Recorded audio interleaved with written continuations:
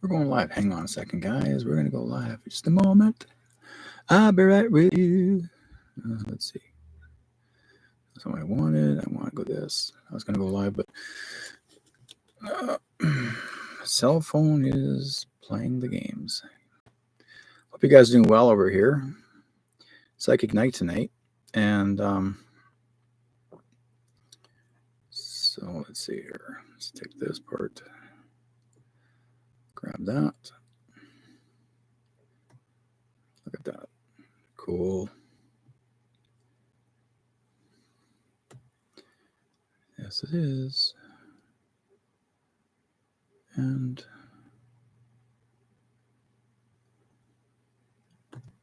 live. Done. There you go.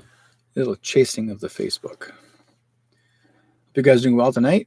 And I'm going to do the intro song and then we'll get back to you guys. Just hang on tight. Just trying to see if I can get the thing. I just got late here coming in because I was just traveling back home and caught up in traffic. We'll talk about it in a few minutes. So hang on tight. Everyone lives, everyone dies. Everyone loves, everyone cries.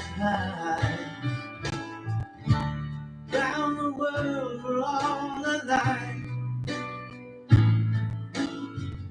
So why is there war? Why do we fight? There's one sea, one sky, one earth. So you and I gotta learn to live together. When one hurts, when one needs, we all we gotta learn to live together. Peace, make peace, make peace, peace. Alright, isn't it time for the stop time? Isn't it time now to stop crying? Stop the fighting and the hate. We gotta make peace before it's too late. There's one sea, one sky, one earth. So you and I gotta learn to live together.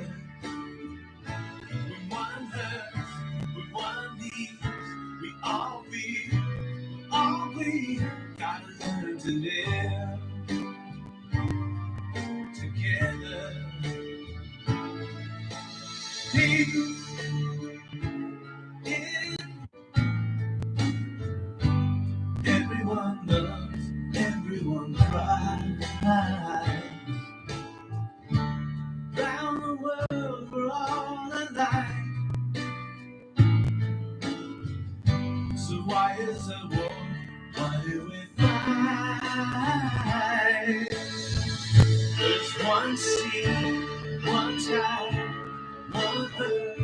So you and I gotta learn to live together. When one hurts, when one needs, we all gotta learn to live together. Peace, make peace, make peace, peace. Alright, isn't it time for the stop time? Isn't it time now to stop crying? Stop the fighting and the hate. We gotta make peace before it's too late.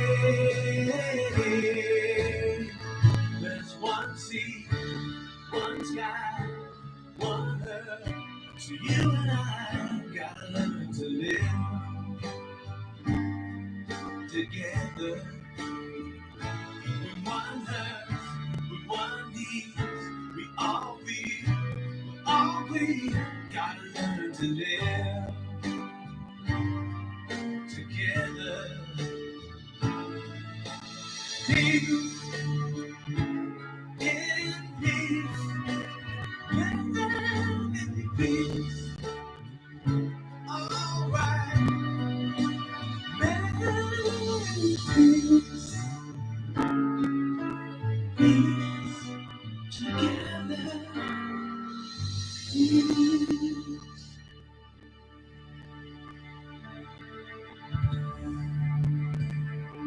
There we go. Hey, how you guys doing tonight? I'm a little bit late. I actually traffic tie up here where we are, where I live in BC. Here, all of our area called Fraser Highway has been occupied. Like actually, there's brand new construction going down there, and it's all because we're getting a new SkyTrain station set up, traveling all the way from the Surrey region all the way through to Langley, Aldergrove, and now there's talk about them going all the way down to the City of Hope. So we're looking at long travels. So they're working on that whole district of the central part of the area. So it's been holding back traffic from all directions, dealing with construction everywhere. So it slows people back. You normally when you want to make a trip to one location and back, normally takes, for example, today I want to go get my wife more books because she's running out of books. So we went to this place, a secondhand store, and I went shopping for her up in Aldergrove. It takes about 45 minutes to maybe about an hour to get there, which is an average. It took us almost 2 hours to get there. And again, almost the same time getting back, but we thought we can get back a little bit faster. But there's traffic tie up. Everyone's doing the same alternative, taking the outside area, coming back. And so it couldn't just take her time getting back. So I was going like, okay, well, time is meant to be, and I'm always late. I'm always late. So anyways, I'm here. Hope you guys enjoy my rabbit back here. My little bunny, my blue bunny. Actually, it's not mine, but I mean, I made him custom made for a young boy who actually is autistic, and custom order for him. I've spent about a month and a half on this. It's all finished. So he will be receiving that for him for his birthday in July. But I'll be doing a Rock and Gem show in mid-April, in Chilliwack, and it's called a tailgate sale. But there'll be a 3-day event there at Rock and Gem in Chilliwack at the Heritage, big, huge red barn. That's where we'll be at for a day on the weekend on Saturday. I'll be selling my wares, and then I'll have this rabbit presented to the mom and dad to give to their son. And so I really did enjoy making this guy. I mean, he's a lot of fun to do, and he turned out really well. I'm sure you've been watching the process of me making him. And he in fact, the son even named him Tommy. So he's Tommy the blue bunny. Here's the cool part. He ordered him the way he wanted him, like blue up here and white down there. So there's a story to it. His father's name is Bobby Blue, and the mother's name is Bunny White. Blue and white. So that's how it works. So I'm okay with it. So long as he enjoys the rabbit. And it's a ventriloquist rabbit. Basically, you put your hand behind it and you can talk with it. And he's loved what I've been building. And then back there, you guys will see my dragon up here. I just finished making him about 3 weeks ago. He's complete. So he's the one that sits in the front of me on my chest, and I put my arm up in front of him. I control his head and his body. So he looks as if he's actually hanging on to me. And then I walk him around full body size, right down to the bottom of the tail. And yeah, so that's why I made him up because I had a dream about him. So I made him up. And this guy was actually by accident, because actually I started doing a head, dragon head, and that actually is all to do with a lady friend of mine who actually is a puppeteer. She makes puppets, smaller ones, little hand puppets, and and her and I did a Christmas craft fair this past year in Chilliwack, and there's about 300 vendors there. And she knows I was puppeteer, but actually I make larger ones for ventriloquism, and she makes smaller ones for the kids, and that sort of thing. she really loves my stuff. So she had an extra. She actually found I had this little, I guess say bodysuit. It's like a pair of pajamas, but it's from Disneyland, and it had the sort of like the character on the top of the head. And she says, "Well, her granddaughter's already grown up, don't need it no more. She grew out of it, so she said, here, if you can make something use of it." And I thought, you know what, maybe I will. So I turned that little sort of like just a regular common dragon, no teeth in it back then. And I turned him around and made him to a bigger, well-known dragon. So now he's got some fierce looks and some big teeth, and people love him. So I've been busy doing a lot of dragons, and then now my next project is going to be a lion. So I'm working on doing a half lion from here up, and his head is ready. So I'm just going to start making him up for people, and then from there on, I'm going to make a baby dragon. I love making puppets, and a lot of these items are going to be for sale. So I'm looking forward to doing that. Yeah, what can I say? I enjoy what I'm doing. And yes, I'm working the field as a psychic medium. I wanted to do something different. And like when we had, I guess to say why I decided to get into puppets. Let's talk about this a little bit, because this is where it all becomes interesting. When we had the lockdown 2019, and I wanted to find something to keep me busy. And I know I'm a crafter, and I make other kinds of healing tools and wings and sort of ceremonial stuff. I did it for years and years and years, to over 20 plus years of it. But I want to do something different now. I've been a puppeteer for a long time. And actually, back in 2015, I won an award as a puppeteer from the city of Surrey. They gave me an award as a puppeteer. So, because I did a workshop, and with that workshop, it's called Talk to the Hand Workshop, which is all to do with relationships and how people can work out themselves, work out in a relationship without having to make a puppet of each of themselves. So basically, the girlfriend or the wife will make a puppet of her boyfriend or husband, and vice versa. And so those two in the relationship issues, they're going to make this puppets, and then they're going to communicate with these two puppets, because sometimes people are very shy, or people have a hard time dealing with relationship or trying to figure this thing out. So puppetry is really does help a lot, because you're expressing something that comes from your hand. And because people have kept on saying, talk to the hand, talk to the hand. So this is what I've been doing since 2015. So from that, the city of Surrey loved the project and loved the workshop that I had done. So they decided to give me an award. So that's what I've done. And I really enjoyed doing it. And it's up there somewhere on top of there. Hang on, I'll just grab it. See if I can grab it. Give me 1 second, guys. I'm going to reach up with my big belly. Hang on. Okay. So this is the award they gave me. It's hard to see, but it looks like this. Okay. And that's the organization is called Seeds, and I got the Amber Award back in 2015. And it just says I'm a puppeteer. So I have presented my name, a puppeteer, and I got that. So I got second place. There's a gold award and an amber. That's an Amber Award, something like that. I can't remember how that works. And so I got that as a gift. I guess they came to my door and they presented it to me. Normally they give you an award if you're on location, but I wasn't in town at the time when I got the award. They nominated me. So it's kind of dusty. Wow. Crazy. It's on my shelf for a long time, but that's what I got. That's because I've been a puppeteer for quite a while. And I thought, you know what? That's like it's been 10 years. Wow. 10 years of puppeteer. And I practiced as a ventriloquist for a long time, and I enjoy working with kids as well as adults.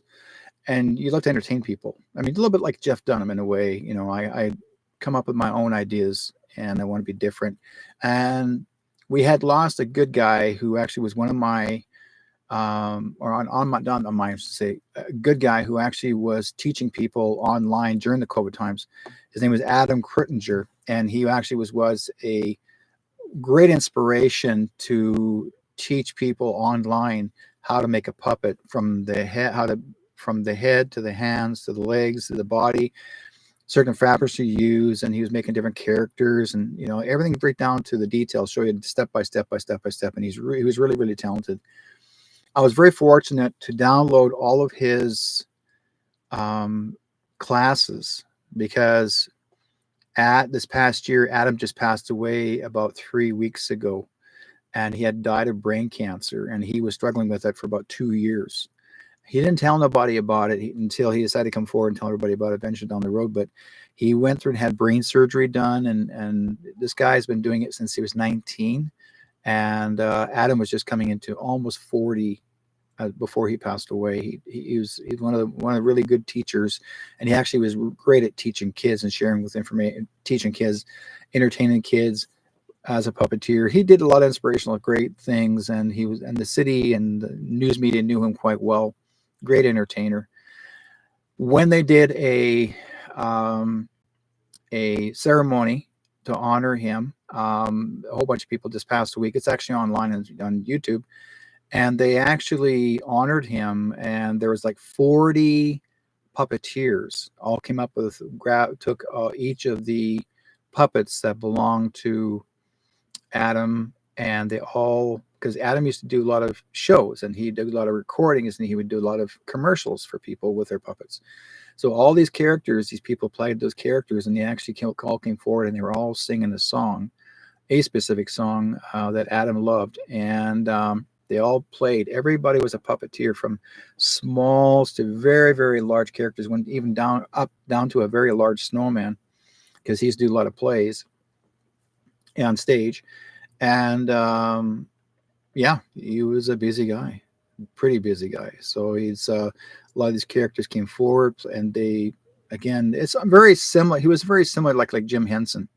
He was quite the character. In fact, there was a photograph of him sitting on a bench where there's a caricature of Jim Henson and Kermit the Frog on the bench, done in bronze, and he sat on that bench to honor, I guess, because he admired Jim Henson, which I did when I was a kid growing up. And yeah, it was a lot of fun to do. I really enjoyed it. So they did a really good, I would say, honorary ceremony for Adam and his wife and kid. He had 2 children, has 2 children. And yeah, it was like everybody was in there speaking for him, it was standing room only. Like the place was packed full of people. Absolutely, they had to rent an arena, because that's how large it was, and it was packed full of people. It was really fantastic. Anyways, yeah, like I said before, this is what I've been doing as well as a puppeteer, and I like to entertain people. So I'm not just the guy who does informative things that are happening across the world. Plus, working as a psychic medium, that's what I do. So I'm a variety of all things. And when I was making puppets during COVID-19, so actually that kept me busy, focusing on making things, doing things, just to keep my mind off of all the pressures of what's going on in the world. And at the same time, I'm accumulating, and I'm contacting friends and people that are connected to anything that's regarding what's going on, that people are standing for their freedoms. Again, that was me involved. I'm always jumping back and forth. And I've learned one thing to do is to keep my mind fresh, but also not letting it clutter and create depression, because depression can cause sickness, and not just, whether you got jabbed or not, depression can cause sickness, and you don't want to put yourself in that state, especially a person my age. And I did not want to do that, because this is not who I am. I am very open. I love to entertain people, and because we have many lives to live. And then some people used to say, you have one life to live. No, you have many lives to live. But we've always wanted to play a character of some sort, no matter if it is actually as a puppeteer or something else, right? And so, yeah, what can I say? This is what we do, and I love to work with people, talk to you guys online. Do every Thursday night. I wish I can do this every night, being live and talk about things. But again, I will be too much focused out there and not spending time in here. Like I said, keep myself busy. But I'm doing a lot of stuff. Plus, I'm doing psychic fairs. New ones, a lot of new ones are coming out. In fact, there's a psychic fair coming out the next couple of weeks. This month of April is going to be busy for me. Absolutely, absolutely busy for me. So I'm looking forward to doing it. Hey guys, so I'm going to welcome everybody. Both chat rooms. Those are YouTube chat rooms. Those are actually on Facebook chat room. Thank you for joining me, Heidi and Teresa and Alan. Let's see who else we got here. Keith, Joanne, and let's see, Teresa, Michelle. Let's see, Lil Cam, Linda. Nice to see all you guys. And there's more people popping in right now. They're jumping in right now as we speak. Yes, it is Psychic Night. I wanted to do Psychic Night tonight because, we've talked about so much stuff that's going on. And I know everybody's like, well, what's going to happen next? What's going to happen next? What's going to happen? What do you think of this? What do you think of that? And first thing that even Keith says to me, who's going to win the election? I hate to spoil it, folks. I already know who's going to win. But again, it's an arranged. There's a reason for it. Okay, they're going to do it purposely to piss people off. And I use that word discreetly because Carney's going to try to cheat his way in. Now, there was one guy who actually called Carney out on about Epstein Island, and he mentioned the word, how many children did you so-and-so with the kids on Epstein Island? He caught Carney off guard because the guy's voice came out from behind the crowd. He pretended he was actually a liberal follower, but he didn't. He heckled him. Caught Carney off guard, and Carney turned around with a big smile on his face, and he says, I sure miss it. He said those words, and then he said, he started speaking French, and he was speaking in French, not in English, but he spoke in French, and it was translated saying that he's calling it conspiracy theory. And again, the people behind like, oh, it's okay. We don't care if he was on Epstein Island. We want him. You see what I mean, folks? They don't care if he was there. They don't care what he did, if he did anything to the kids or anything or anybody else, or who, if he associated with Epstein or associated with Ghislaine Maxwell. He's on the list. He's on Epstein's list, flight list. And he's been there many, many, many times, including his wife, right? But they don't care. The liberals' followers don't care. The liberal followers want him. Even though the word, PEDO, they don't care. They want him. Why? Because they're making it legal that you can be. And to get away with it, don't forget, Justin Trudeau passed a law. It was allowing anybody from the 8-year-old up can do whatever they want, and you can't do nothing about it. That has got to stop. Yeah, so why? So Keith are asking, so why are we voting? It's arranged. There's a reason for it. This has nothing to do with our commander-in-chief. So for some reason, the liberals are going to try to stop Poilievre, and they're going to try and see if they can put him behind bars or prevent him from going any further. They're going to come up with something, and they're going to try to stop him from actually going any further. You watch, because every time, and I will tell you guys this, if you're paying closely attention, Poilievre is doing the same platform as our commander-in-chief, okay, as Trump, same platform. He's bringing people in. The places are packed full, okay? But there's going to be somebody messing with the ballots again, just like what happened here in BC with the NDP. They messed with the ballots, and they got in by getting away with it because the ballots were thrown in dumpsters. The ones that actually voted against the NDP and voted for the, you know what? That's what happened, and they were thrown in a dumpster. Then they found them in a dumpster after everything was tallied. And then, we need to do an investigation. It was nothing investigated. It was all of the person who led the NDP said, don't worry about it, let it go. We'll just continue on. There was no investigation. The police walked away. Here, walk away. Here, walk away. And that's exactly what they did. And then we have an NDP leader be a premier who's actually as corrupt as the rest. So, and this is corruption above corruption. Now, my wife would say to me, then why are you so focused on politics? This is not politics, folks. This is corruption.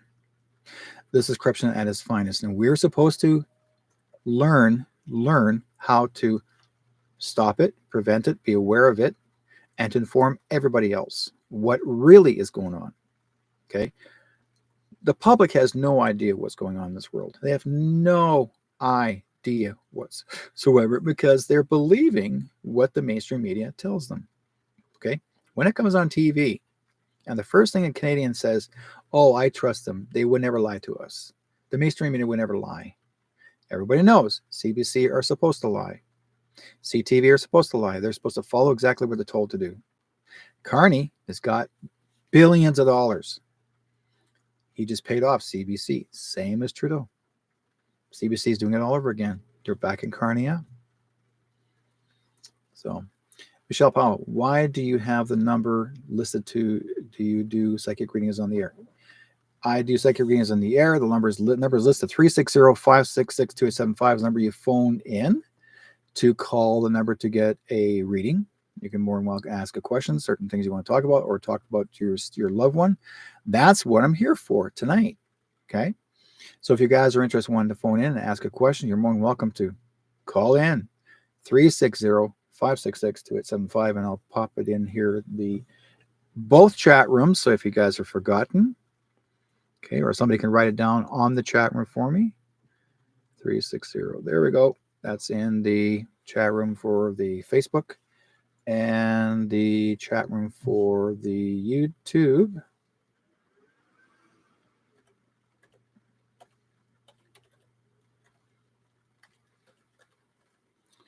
And let's see, let's separate the numbers a bit so you guys know what I'm talking about. There we go. Now, this number here, the 360-566-2875, that is a Vancouver, Washington number. I don't know how long I'll have that number because I've had it for many, many years since the year 2000 with Skype. But now I've been informed by Skype that they're shutting her down. Skype will be shutting down in May. So we will no longer have Skype. So I'll probably end up losing that number, or I'm going to try and find some means of ways to somehow swing it and use it by other means. But I pay for it, and it's worthwhile having a Vancouver, Washington number because a lot of people in the States have they love it where it's easier for them to contact. For some reason, people that are American have a hard time calling Canada because Canada, for some reason, it's more, it costs as long you pay a long distance charge to Canada from the States. We have different kinds of phone services that I have it set up where I can call the UK, I can call anywhere in the world, and I only pay X amount of dollars a month. That's it. You don't have to worry about no more long distance charges, which makes it a whole lot easier.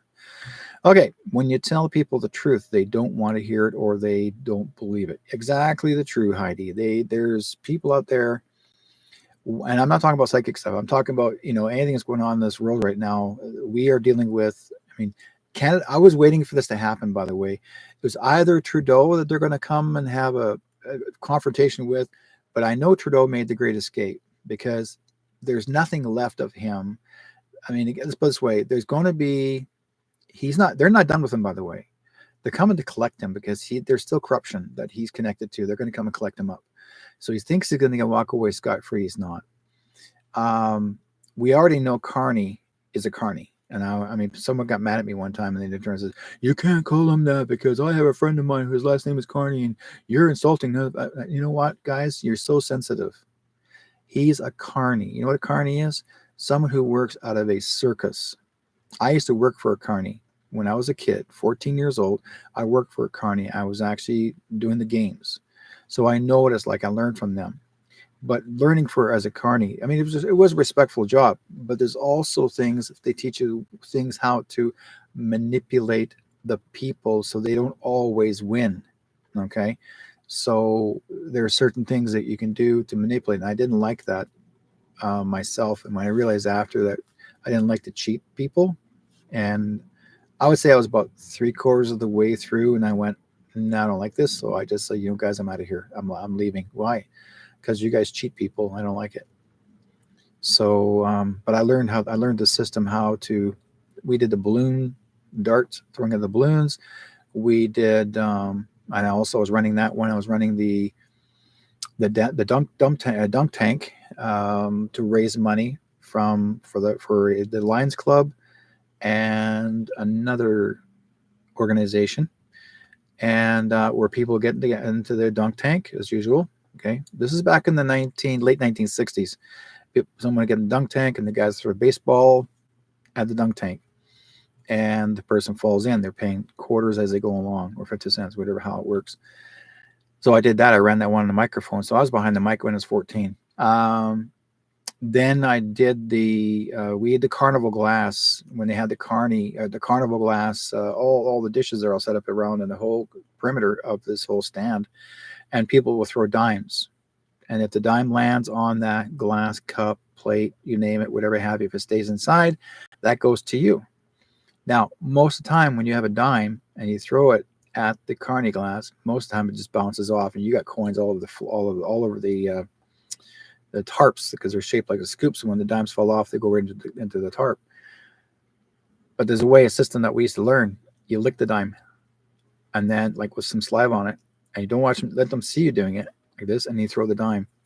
Your saliva will stick to the glass when it lands, and then they go like, okay, you get the. So this is how we used to get away with it. That's how they show you how to get away with having to win things.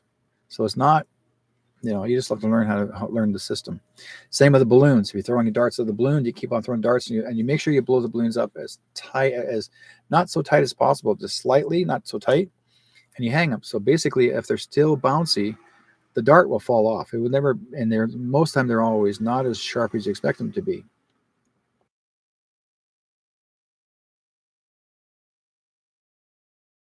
Whatever tab is on that little hook, and whatever you win, that's how it works. I learned the carny. I knew the system at 14. I did a lot when I was a kid growing up. I wanted to find out what worked for the carnival, and this happened in Manitoba, in Brandon. Yeah, I learned a lot. So, you guys are ready to call in 360-566-2875. Want to call in for a reading, or if you have any questions you want to ask regarding not just a reading, if you want something else you want to talk about, please give me a scream. I'm more than welcome to. Here's your opportunity. Last Sunday, I did a Sunday service at our church, and we did. I did a platform talking about the energy and how it shifted, and how we basically called Mandela opening up so huge, so big, and people are noticing they're feeling a lot open, and the energy. Sometimes people have been going through a lot of dizziness. We have been going through a lot of earthquakes here in BC. We've already had 3 or 4 this past month. We've never ever had that many earthquakes in 1 month ever. Actually, maybe one a year. So that means that these earthquakes have nothing to do what the earth is shifting. What is happening is that there's underground tunnels. I've been told that many times. There's people out there who talks about me, military guys talk about this. Underground tunnels. I'm getting energy coming through me right now. And when they talk about the underground tunnels, they're talking about human trafficking. They talk about different things that are going on in the underground tunnels. So there are special forces going down there, capturing these people, stopping these people, and then once they're captured, they blow up the tunnels, and so it feels like an earth tremor. They're shutting them all down, so they never get used ever again.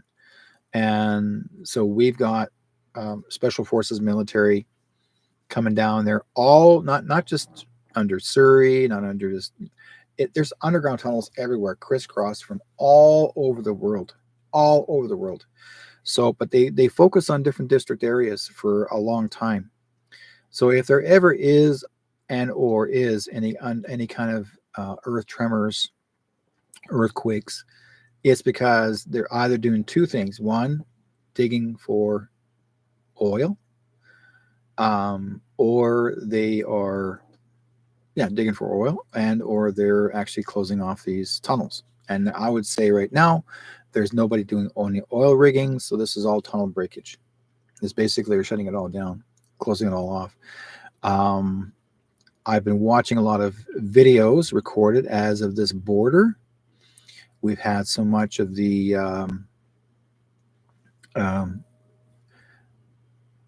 cartels been arrested here in the BC region. Alberta, British Columbia, Northern Alberta, British Columbia, and Ontario are the largest human trafficking as well as the drug cartels living here in our country, and they're trying. I guess I say our leader of the Liberal parties was actually working alongside of them because they're not trying to capture them. They're letting them get away with by doing drug deals wherever they have it, because we would have had them taken care of a long time.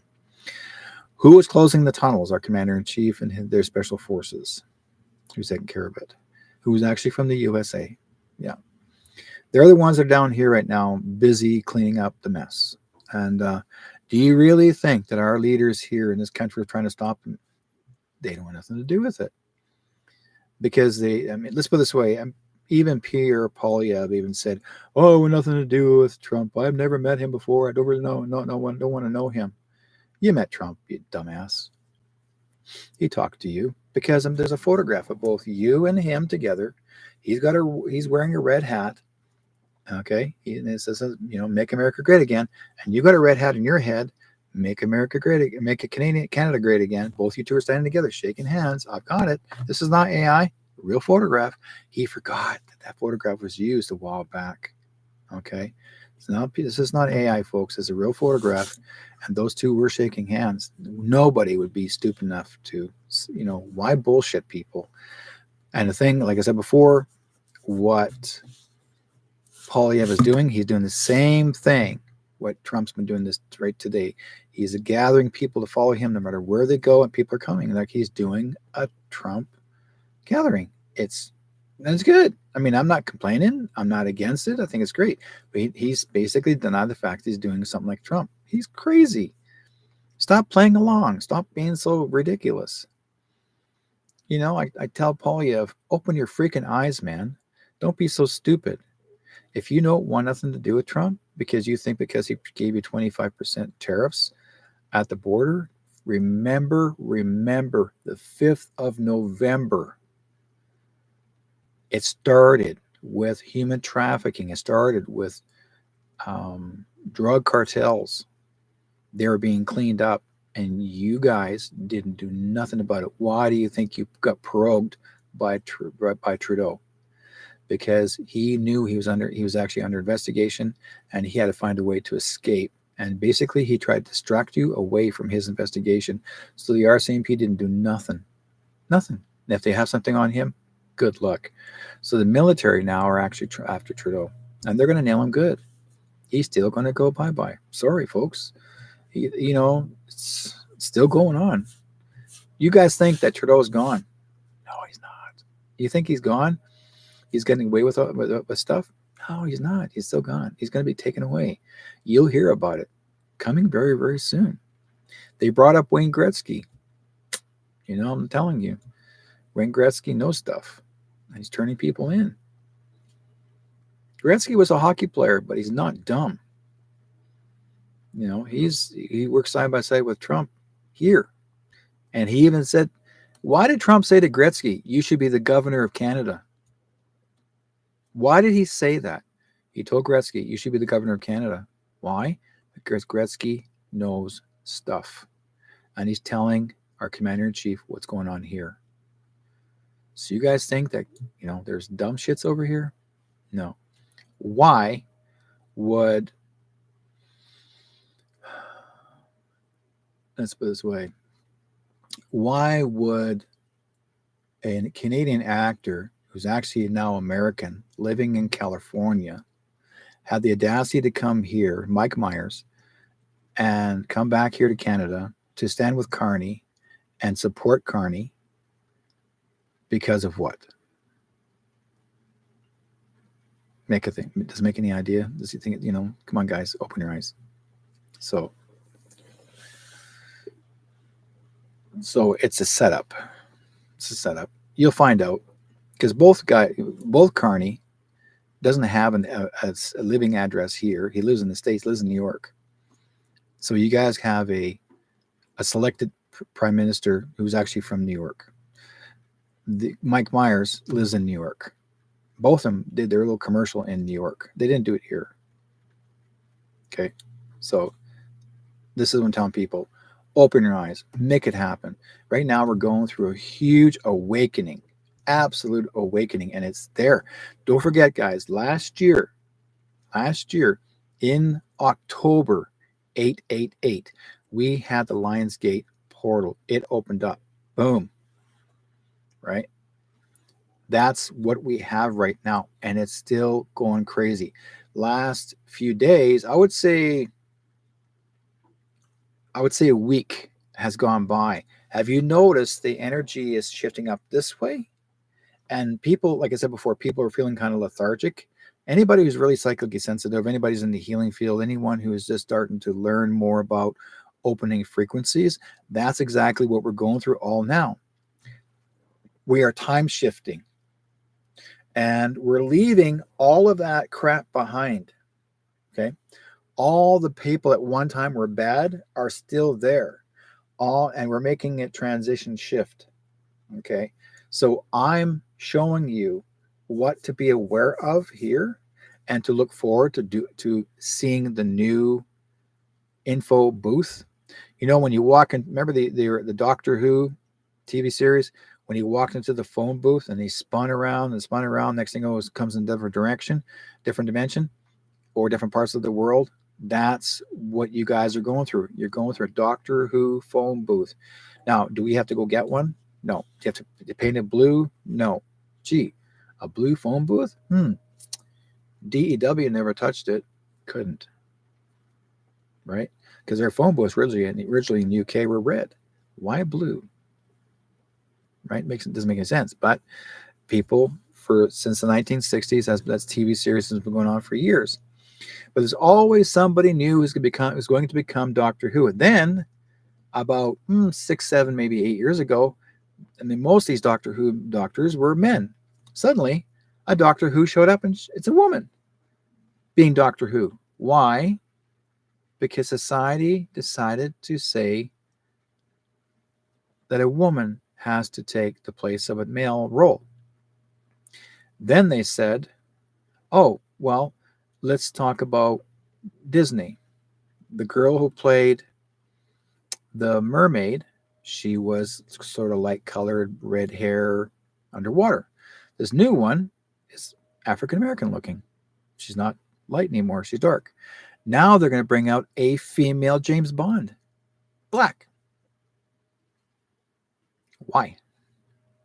Why do you want to change all that? Now they're in a comic book, the Silver Surfer. Now they want to make Silver Surfer a woman.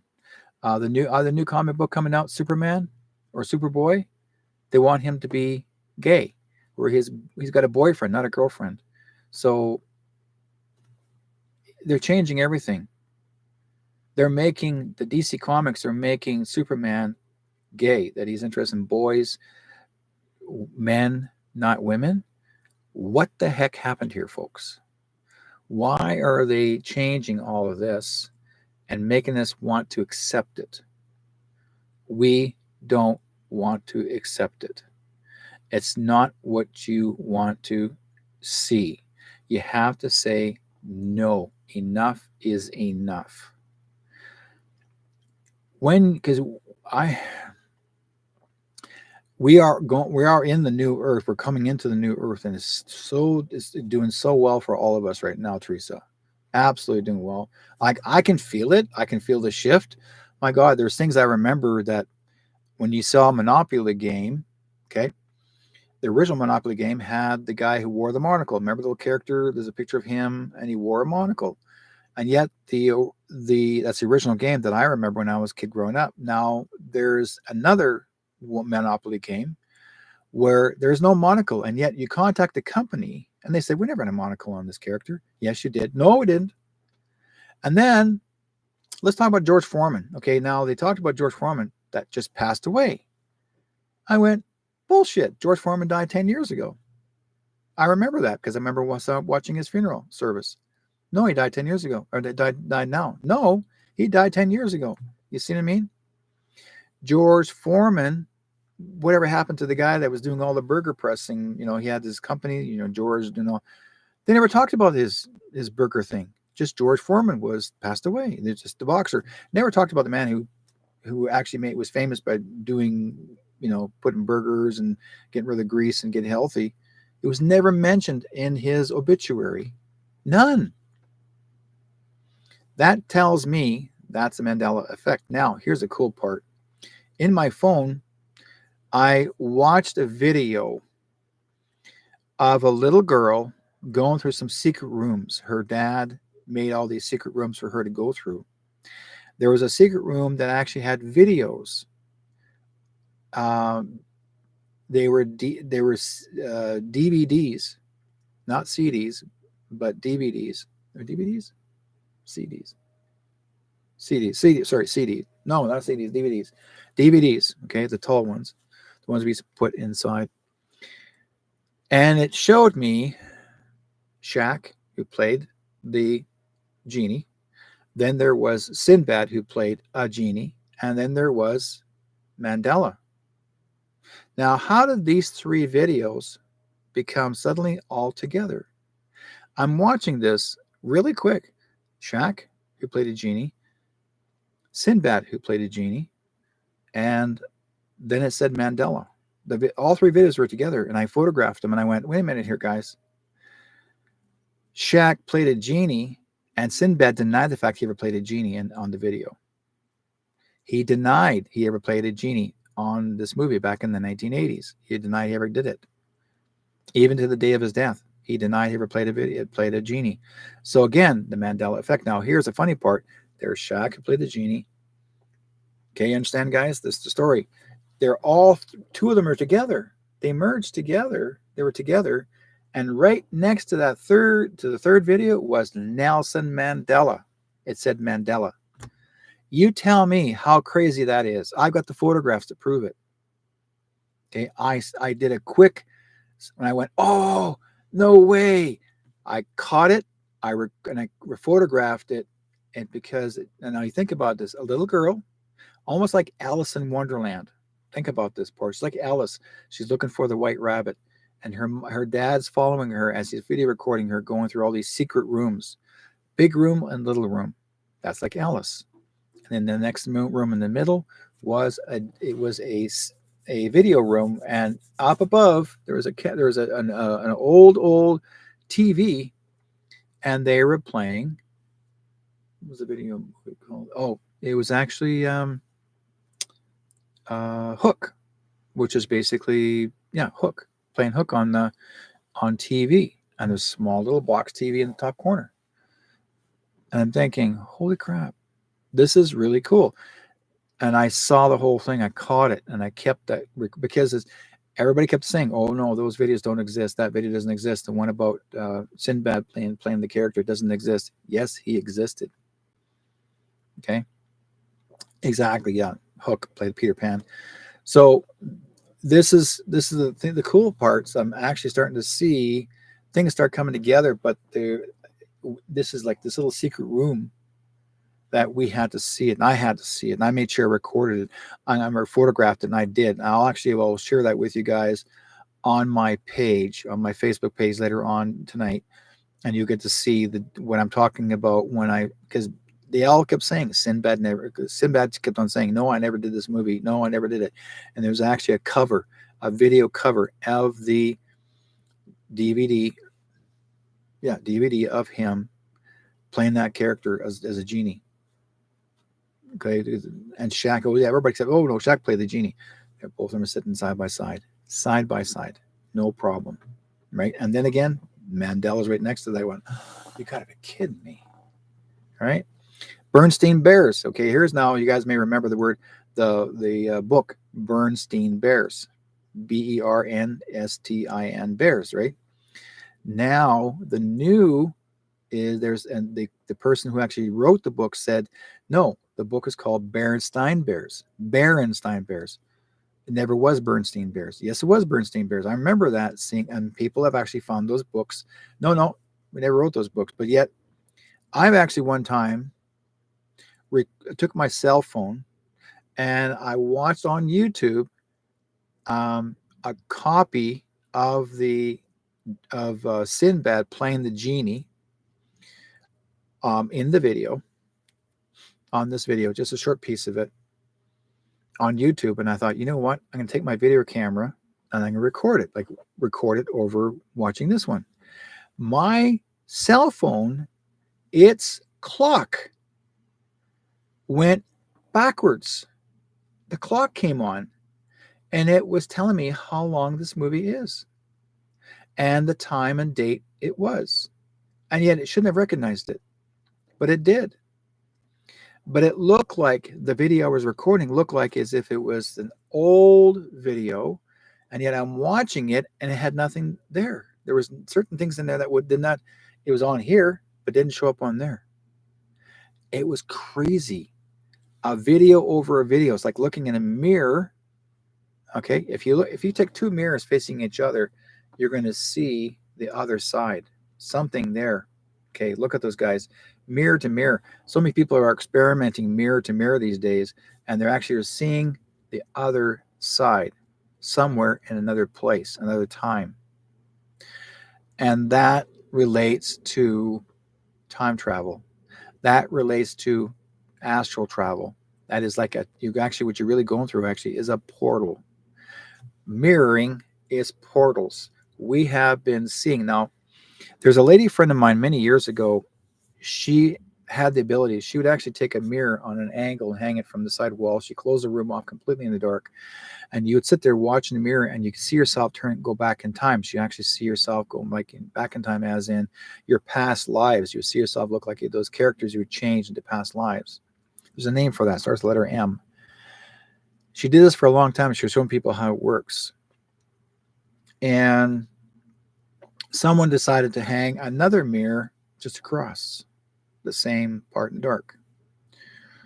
And so there's two mirrors going between you. And yet, if you stand there and look at that mirror and let it reflect this way, you're going to see it in a different place. One lady did, I watched her video. She actually took two mirrors against each other. And as she looked back to the reflection on an angle, she saw the other mirror open up. And it actually, she was in Arizona, even though she was not living there. She was in another small town. It had nothing to do with New York, or nothing to do with Arizona. But she saw the Arizona desert and she saw the hills in Arizona. Why? And it was empty, like nobody out there, just the Arizona. And she's looking, and then she took her hand and she walked up to it and she put her hand like this, touching as they're touching the mirror. Her hand went through the freaking mirror. She could have walked right through it. I'm thinking, did you go back in time? Or is that still the same time? But she put her hand through it and pulled it out. Her hand disappeared. She video recorded this. This is not AI, folks. This is not a movie. This is real. One girl also, a few years back, proved that she can travel through mirrors. They can't find her now. Somebody, actually, she was sharing so much of this on TikTok that she went missing. Certain people came to her door and she never came, and then they have not found her since. So she's still, like, her belongings are at home. Okay, it's still there, but no one has seen her for a few years now. She's gone. Now, I believe whether she went to the mirrors or somebody made sure she didn't do this again.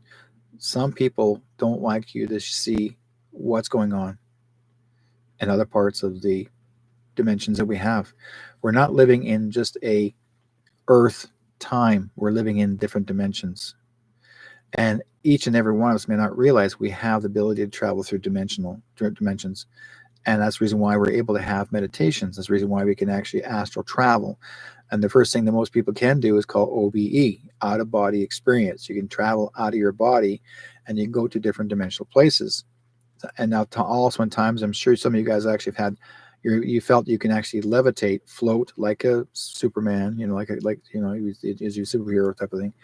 And you can levitate and you can fly to as far as you want to go. And you swear that you're flying, you're there at that place, and you're having a great time. And you come back into your body again, like, wow, that was crazy.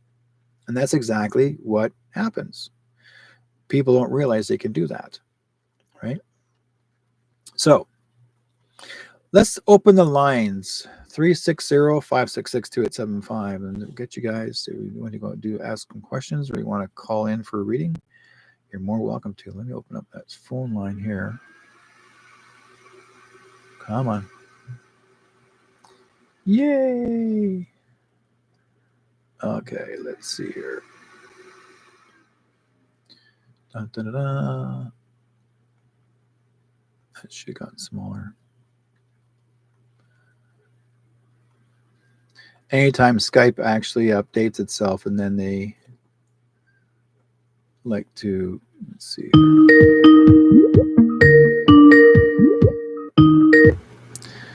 Area code 272.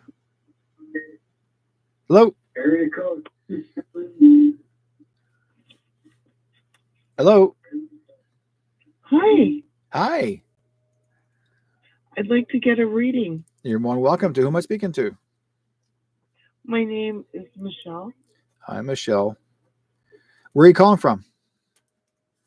Pennsylvania. Pennsylvania. Okay. Got a lot of feedback behind you. I'm going to shut this off right now. I've been trying to. I'm sorry about that. No problem. Okay. Let's see what we can do for you here. Anything specifically you want to ask about?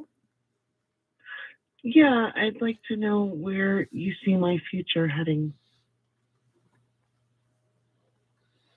Okay.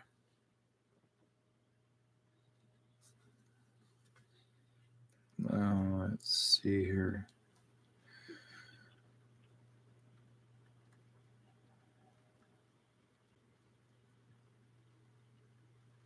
Okay. They're showing me here co-creating. That is, you will be putting together or you'd be involved in doing workshops with people, co-creating, and like projects. What do you do for work? I work remotely. Okay. Customer service. Okay. Customer service is not, I mean, that's your job, but you're out. I'm looking at outside the system of yourself, like what you want to do on your own. That you want, something you've always wanted to do. I'm seeing you actually being involved in like co-creating things regarding with people, groups. That's I'm seeing what you create. I'm also seeing a man that's passed away here, an older man. He's actually acknowledging dad. Has your father passed away? Yeah. Okay, he's saying hello to you right now.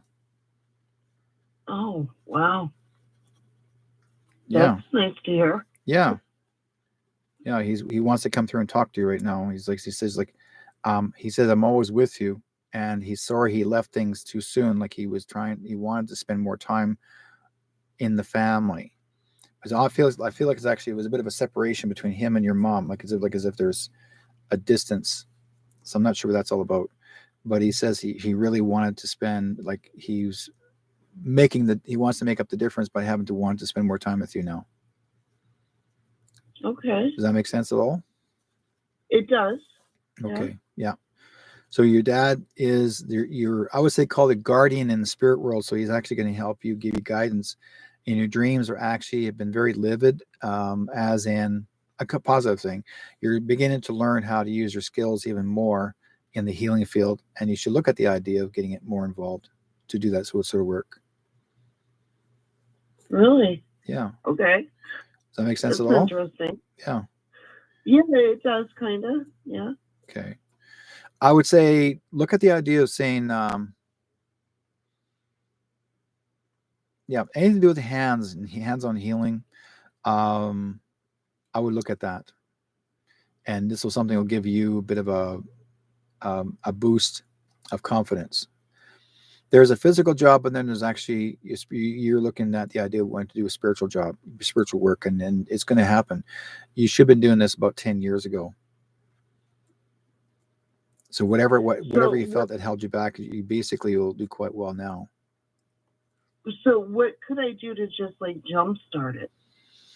Like what stalled? I know a lot of things have stalled me, but what do you see me doing to just jumpstart it? Just doing what I'm doing? I would say to find courses available that relates to hands-on healing, and see, or go to, like, there's actually groups. I would say check your spiritualist churches.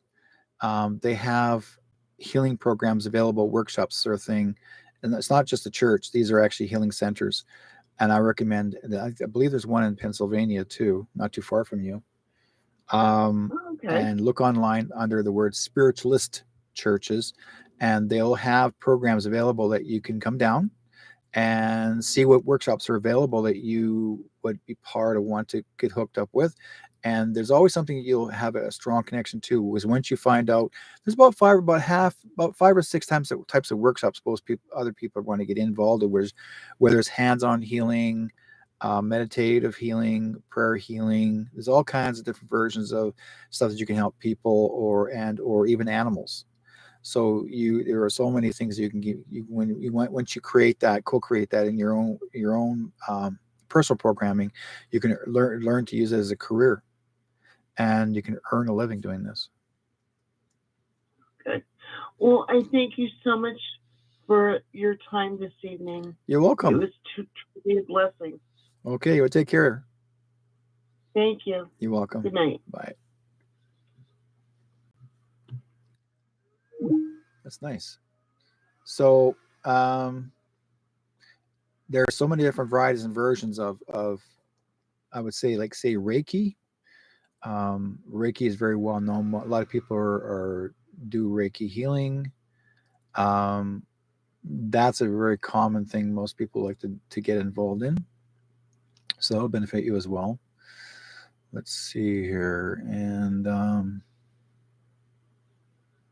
yeah. So the window's open, folks. 360-566-2875. Call in. You're more than welcome to. Let's chat it up. Even people that are local in the area, those are in the U.S., those across the world, join in. You're more than welcome to talk to me. Normally, everybody's like calling like crazy all at once. Like, Teresa, call in.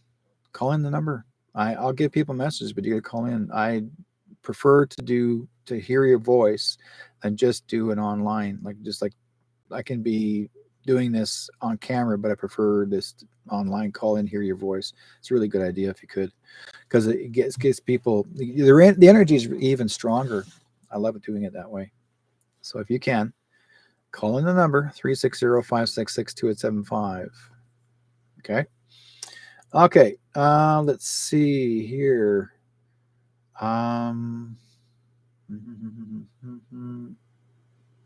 Yeah. Okay. There's people are actually, the question is, do you leave the chat room? No, you just phone. You won't have to worry about leaving the chat room. Just phone in. If you're actually watching on the cell phone, just call the number and you'll be live. And then you can always, after you hang up, actually what I tell people is, your line is open, like the window's open, but you can actually strike the screen down, and then you'll see you just look for your phone line, click on that, call the number, and you're still online. You'll be talking, and then once you hang up, then it goes right back to the live screen. You don't lose your screen. Most time you shouldn't. So it does work. Some people worry about losing the screen. Wendy, nice to see you. Down under. Open lines are open, folks. 360-566-2875. 360-566-2875. And or if you have Skype, if anybody has Skype, you can look for my name, Derek White Sky Cloud, all one word, White Sky Cloud, WHITESKYCLOUD. You can always look for my name on Skype and make a request to make contact with me, and then I'll answer yes, and then and then you guys can call me in because it's not so hard to do. Okay. Yeah, thank you. Yeah, you keep missing my show because you're always busy. That's a good thing. What can I say?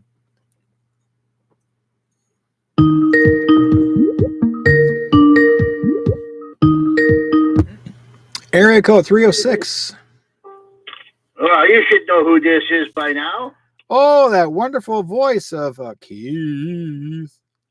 I got a question for you. With Carney on the way in, which only a miracle will stop him because of the fixed election. My question is this: I've been doing a lot of work on my bus, eh? Yeah. Okay. It's a diesel. If Carney gets in, they're talking, cutting out diesel buses and everything. Okay. Yeah. Carney wants to stop all the diesel run truckers as well, semis. Yeah, he wants to starve the country out. He wants to starve the country out. So like I tell people, don't let the guy get away with it. The truckers are going to have to protest. They're going to have to come back up there to Ottawa and do the same thing again. Carney wants to do another reactivation of the Military War Act. He wants to come in and shut down everybody. He wants to do he wants to come up with the idea by having to arrest people and take them to jail. Like this guy is the baddest, terrible. He is as evil as evil can be. Along the number one highway in Canada here, there used to be a lot of mom and pop businesses. Yes. Most of them are shut down now. And gas stations are being taken over by Muslims because it's all, for the most part, Muslims have taken over the trucking business. Because the government in the Alberta region, most of them are run by Muslim government. Most of the people that are joined are Muslim. So they're not. I'm not against the Muslim. Hiring white people. I'm not against the Muslim. But what it is, they are not wanting to acknowledge the original settlement of people that were here before. They're trying to do a divide, and they're trying to destroy all races that were in Canada. Well, no, they are. They're not a nice people. Yeah. Okay. There's always going to happen. Anyways. Like I'm retired, it don't matter to me. But like I've been working on my diesel bus. The question I have is, will I be still driving my bus in the near future? Yes. Or will Carney win? No. Carney is not going to take control. It's not going to be, it won't be allowed. He's going to try. He's going to try, but the people have to stand up and say no. I know, and the price of fuel here in Canada is much more than that in the States. Okay, and now one more thing. Okay, Danielle Smith called out all the governments across Canada, and she said she's not going with this Team Canada baloney unless there's a pipeline guaranteed to the east and a pipeline guaranteed to the west, another pipeline, and pipelines going south to the U.S. And she said if they don't comply, we are going to take a different direction. It sounds like she's talking, if Carney gets in, she ain't going to be following him, and there's going to be a vote in Alberta. Alberta will be the first 51st state of joining the U.S. Why? Because they have the right to do it, because they've never signed an agreement with the rest of the province of Canada. That's why they only have one tax in their province. They're not under British rule. Also, Danielle Smith knows about exactly what's going on. And people need to remember, too, Alberta was the original oil town of all of Canada. And what Carney wants to do, he wants to take out the oil and gas completely out. That means you cannot even have propane. You cannot have Oh. butane. He's going to make That's it in where Ontario too. he wants to make it where you have nothing to run on except electricity. He wants to control everything that relates to electricity.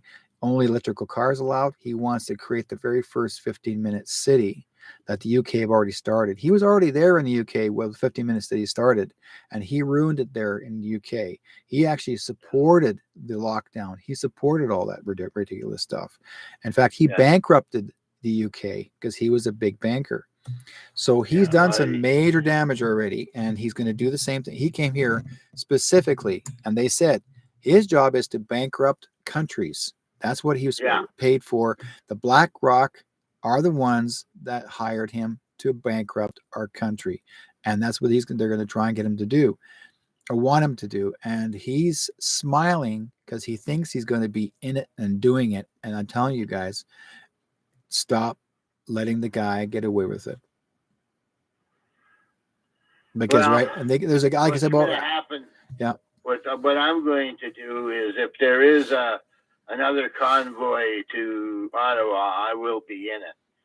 Yeah. But fuel prices under Carney are going to skyrocket. I can see that coming. Yeah. I don't even have to be the fuel prices. Well, basically what it is, and it has nothing to do with the tariffs, folks. The Trudeau caused the fuel prices much higher before the 25% tariff.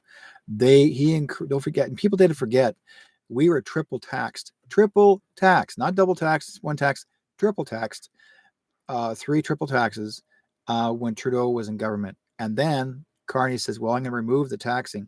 No, it's called shadow tax. He's gonna remove this until he gets elected in, and then once he's elected in, and when he wins, then he's going to shadow tax you again. He knows what he's going to do. His plan is already set in play. He already said this is what he was going to do, and people are still sitting there. The carbon tax is put on April 1st. Will go down to net zero.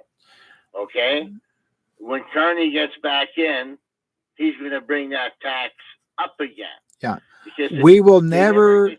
They can't get rid of the carbon tax because it's an act in Parliament. We will. So all Carney did was take it down. Is going to take it down to a net zero on April 1st. But here's the crazy part, folks. We can never ever be net zero, and Carney knows that. We can be net 0.1, yes, but they tend to forget we're not causing carbon problems. This was made up by the World Economic Forum. They wanted to control you, tell you what you can or cannot drive, what you cannot eat, what you cannot raise, and what you cannot as a farmer to own. And that's what their plan was, to take you out of the independency of your life.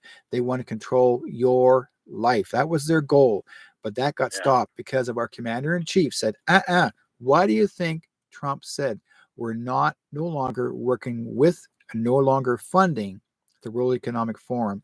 They were pissed when he walked out and they signed it.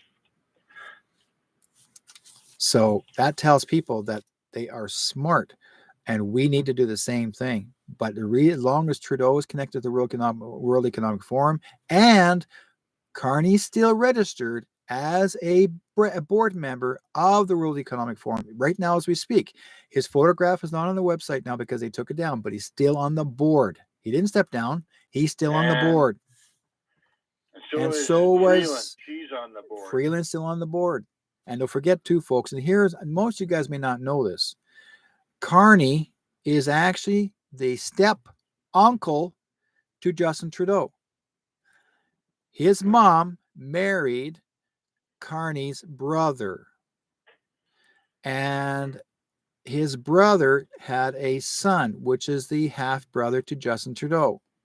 So when the stepdad adopted Justin Trudeau, now Carney is his step uncle. Now you know how close the family is, folks. Think about it. The last thing I heard tonight on a different show, Benjamin Beaufort, or whoever he is, Beaufort. He believes that Trump was murdered. Yeah. So he thinks Trump is dead now. Benjamin I don't know. Benjamin Buford, he's believing what he thinks. He has no proof. Yeah. Everybody's going to. I remember back in 1989, Trump was supposed to have died in a helicopter crash. People need to remember too, when Trump said he was talking about wanting to get into politics or he may consider becoming president of the United States. When that word got out, then there was a body double played Trump. The body double died in the helicopter crash. Just like John F. Kennedy, he had a body double in the car who got shot. So there's a lot of stuff going to come forward, folks. You're going to hear the truth, and it's coming forward now, right? Yeah, well, it was the helicopter crash he was talking about. Yes, yeah, and that was a body double in the helicopter crash. Yeah, so same thing with John F. Kennedy Sr., where he was shot, but that was his body double got shot because the real senior is still living, by the way. He's 105. So he's still around. He hasn't passed away yet. So we'll see. I mean, like I said before, there's still stories. There's so many I believe, I disbelieve, and there's always you're going to start seeing all these swimming stories for a while until it finally comes to this. And I mean, let's put it this way, whether Trump did die or not, the fact is this Trump here is helping everybody. Everybody's worried about what happened in the past. Talk about today. Today is the important part. Thing here, and I'm going to hang up after I say this. Yeah. You remember when you said there was going to be a treatment coming out for my eyes? Yeah. There is. And it does help a lot. Good. Every 3 months I go in for a treatment, and they laser my eyes, like they put bright light into my eyes. And then it seems to have improved it a lot. Good. That means you're going to have Okay, X-ray eyes. Thank you, and bye for now. Hey, Keith, what's going to happen? Yeah. You're going to have X-ray eyes, and you get to see through women's clothes. No, I was just kidding. Wife won't like that. Oh, no, I'm doing okay. Have a great one, my friend. Okay, bye-bye. Bye-bye. Like I said, there's so many things that's happening out in this world right now. People are having a hard time dealing with it. But again, we need to not worry about this sort of thing. We keep on going back to the past. And what we need to think about now is what's happening today. We keep going backwards. Why are we want to keep on going backwards? We should be going ahead, moving ahead. Whatever happened, like this is the reason why we went through the third dimensional transition, and we're going into we have already transitioned to the fifth dimension. What happened in the past is the past. Whatever these other guys say they know, okay, we don't know Benjamin Buford actually was in the military. Never said. He just says, oh, I have knowledge because they told me. Okay, I don't care who you are. I don't care if you guys know more things. The people that I know, that if you're connected to the military and you are military and you're getting information, like for example, let's use Gene Decode, for example. Gene Decode has got so much information when he's allowed to share what's important now. There are certain questions people will ask Gene Decode and say, Gene, can you talk about this? If Gene says, I can't say anything yet, he can't. Why? Because it will relate to the deep state that are trying to cause and manipulate what's going on now, and he cannot mention it, because if he mentions that what's going to happen now, the deep state will find out exactly what our commander-in-chief is doing, this to prevent all this from happening. So we don't realize, people need to realize there's a lot of crap that's going around in this world that we have been manipulated so badly, and we were educated in a very, I guess say, dumbed down way for all of our lives. We have to be re-educated all over again. We're going to be learning how to start. In fact, why I got this rabbit out here, because we're still in the rabbit hole. Okay. That rabbit's here for a reason. I made this guy for a young boy who actually, this will be his new This guy is for ventriloquism, and he wants to learn to become a ventriloquist or even a puppeteer. This is for him. This is something he wants to do, right? Now, I made this specific because I enjoyed doing this is what he wanted in specific colors and shapes and sizes. This is how he wanted it, so I made this for him. I'm proud of this. People say, well, that's kind of different. Why is he blue and a green face and so and so and so and white feet? It's because that's what he chose. This boy is autistic, okay? He's a 19-year-old with an 8-year-old mind. Now, does that make it bad? No. He still wanted this. And he drew it out, told his mom that's what he wanted. So his mom redid it to make it look, show me how he wanted it done. She asked him, this is how you want the character to look. Yes, I want him to look this way. I did it detail to detail, how he wanted it to look. Everything that's in here is his specifications. Now, is this boy suffering? No. This is how he sees the world. He chose this before he was born. How he became autistic is because you already know. Okay? Too much of it cause autism. And that's why, these kids aren't scared. They're not worried about what's going to happen in the future. All these kids are focusing on is here, now. They're focusing on what mom and dad are doing. They're focusing on what's going to happen the next day. They're focusing on their meal. You know what I mean? This is what most people don't realize. Autistic children dealing with any kind of, I have a grandson who's has Asperger's disease. Asperger's, just say, not disease, but Asperger's. And his focus is on whatever is in his hand. He focuses on it. He wants to make sure, whatever's got to be done. Doesn't mean he can't independently take care of himself. He does. He's all grown up as a young man. He does his own thing in life. That's his way he is. He's grown up. He's a smart kid, very intelligent kid. Does that make him different? No, it makes him unique. He's a cool kid, right? Young adult growing up on his own.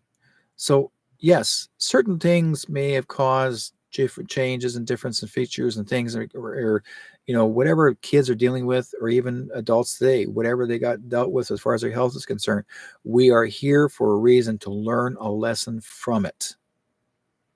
This is our education. We are learning how to survive, and not even survive, live. Okay, I remember, guys, years ago, there was a sign called "Live, Love, Laugh." Live, love, laugh. And this is before all of the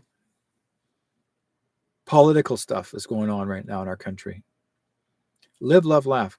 We live the life, we love the life, and we laugh at life. We've forgotten how to laugh. We know how to live, we know how to love, but we forgot how to laugh.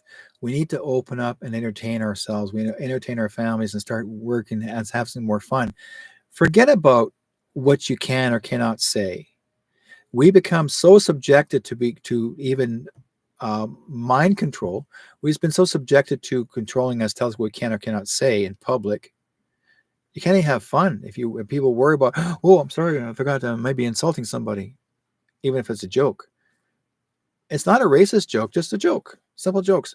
Oh, I could be insulting somebody, because they keep on worrying about these new controls of LGBTQs and all that kind of stuff. They stole all the alphabets. Okay, they stole all the colors of the rainbow. God gave you the rainbow for a reason. A rainbow is telling you, here's what's there. It's unique. Doesn't belong to LGBTQ. Never did. Okay. There's always gold at the end of the rainbow. It doesn't mean that there's always a leprechaun at the end of the rainbow supposed to be hanging on to the gold. Does that leprechaun mean that he's LGBTQ? No, he's not. Because he's showing you there's a uniqueness and you have independence. And you're given all types of ways of living, and you need to enjoy yourself and stop worrying about what's going on. But you can learn how to figure out how to utilize it without letting people get to you. One thing I had to learn to do, and I've shared this before many, many times. I've told people this: learn to become an observer. Don't participate. If you don't want to participate, learn to become an observer. if it becomes certain situations you see on TV or on videos or things that may be bothering you, and you say, oh, it makes me so emotional, I can't handle it. Oh, this and this. When you let it become emotionally traumatized for you because but you learn to become an observer, that means you are you're looking at a picture, a story, once upon a time. Sure. However, how that person or persons have dealt with that life in general and whatever situation you're dealing with now, we're watching a story. We're watching a dream. We're watching how God shows you how these people live, how they eat, how they sleep, how they live, where they go, how they travel, what they do, and we participate with them. We watch them what they're doing. How many people really love to participate with you? How many people do you want them to participate with you? So, for example, if you decide to do a video, a podcast, or any kind of video of yourself and you're traveling, oh, here's me. I'm walking in the forest. I'm walking in the trees. I'm walking near the ocean. I'm walking near the water. I'm on a boat somewhere. I'm on a car somewhere, traveling here, parked here, doing this, do that. Okay. And you're talking to people about about your feelings. But you're letting the people know how you feel from here, from the heart. But you are observing. You're telling a story.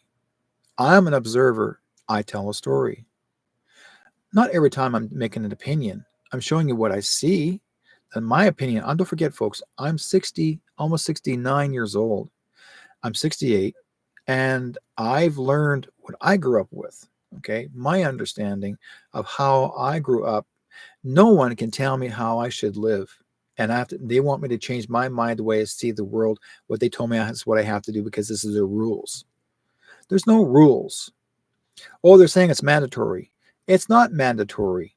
Mandatory does not mean a law. That means you capitulated to them. That means that you are allowing them to tell you what to do, to control your mind or control you what was supposed to say or to believe. I'm still going to stick to what I'm doing. I'm not going to have nobody change my mind. You cannot change an old man's beliefs. You can't change. Okay. I can learn to understand it. I'm very open about how people live their lives, but I'm not going to participate with it if I don't have to. I don't hate how they live. Let them do it. That's your independence. How you live your life is how you live your life. That's the way things work. You want to sing a song? Sing a song. You want to do it in front of people? Sing in front of people. You want to act it out? Act it out. But if you make any type of acting of violence, I will participate to help stop that person from harming others. I'm not going to stand there and watch and go like, oh, I better not get involved because he's going to hurt that person. Or if he did hurt someone, or if that person tried to beat on a woman on the street. I watched a father beat his child on the street, beat her senseless, age of 12, beat the crap right out of her. And he was not from here. He was from a foreign country because he thought he can just beat the snot out of her in the street. And he kept looking back and he says, mind your own business. Smack, smack, smack, beating her. And she's just laying there and you can see the darkness in her eyes. And she's pretty well badly bruised. He's just smacking the piss out of her. Now, not smacking her as in discipline. He's beating her with his fist closed. I got up and I walked outside because he did outside of a restaurant. I walked outside. Everybody witnessed it. They're all sitting there watching him doing it. Nobody did a thing. Sitting there going, oh, I don't want to participate. I don't want to be part of this. Why? I don't want to get involved. No, I don't get involved. No. But if it happened to you, what if that man beat your child? What would you do? Would we stand back and let him beat your child? No. He'd be in there like a dirty shirt. I went outside and I confronted that man. I said, who in the hell do you think you are? Stop it. Stop beating your child.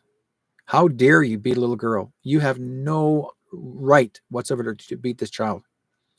He says, go away. None of your business. In my country, this is what we do. I said, not in this country, you're not. And I walked back in the restaurant. And guess what? There was a police officer sitting there having lunch. He watched this. He's having lunch. And I walked up to the officer. Aren't you going to do something about this? He's beating his child on the street. You know what he said to me? I'm having my lunch. Leave me alone. I'm not working. He's wearing full uniform. I'm having lunch.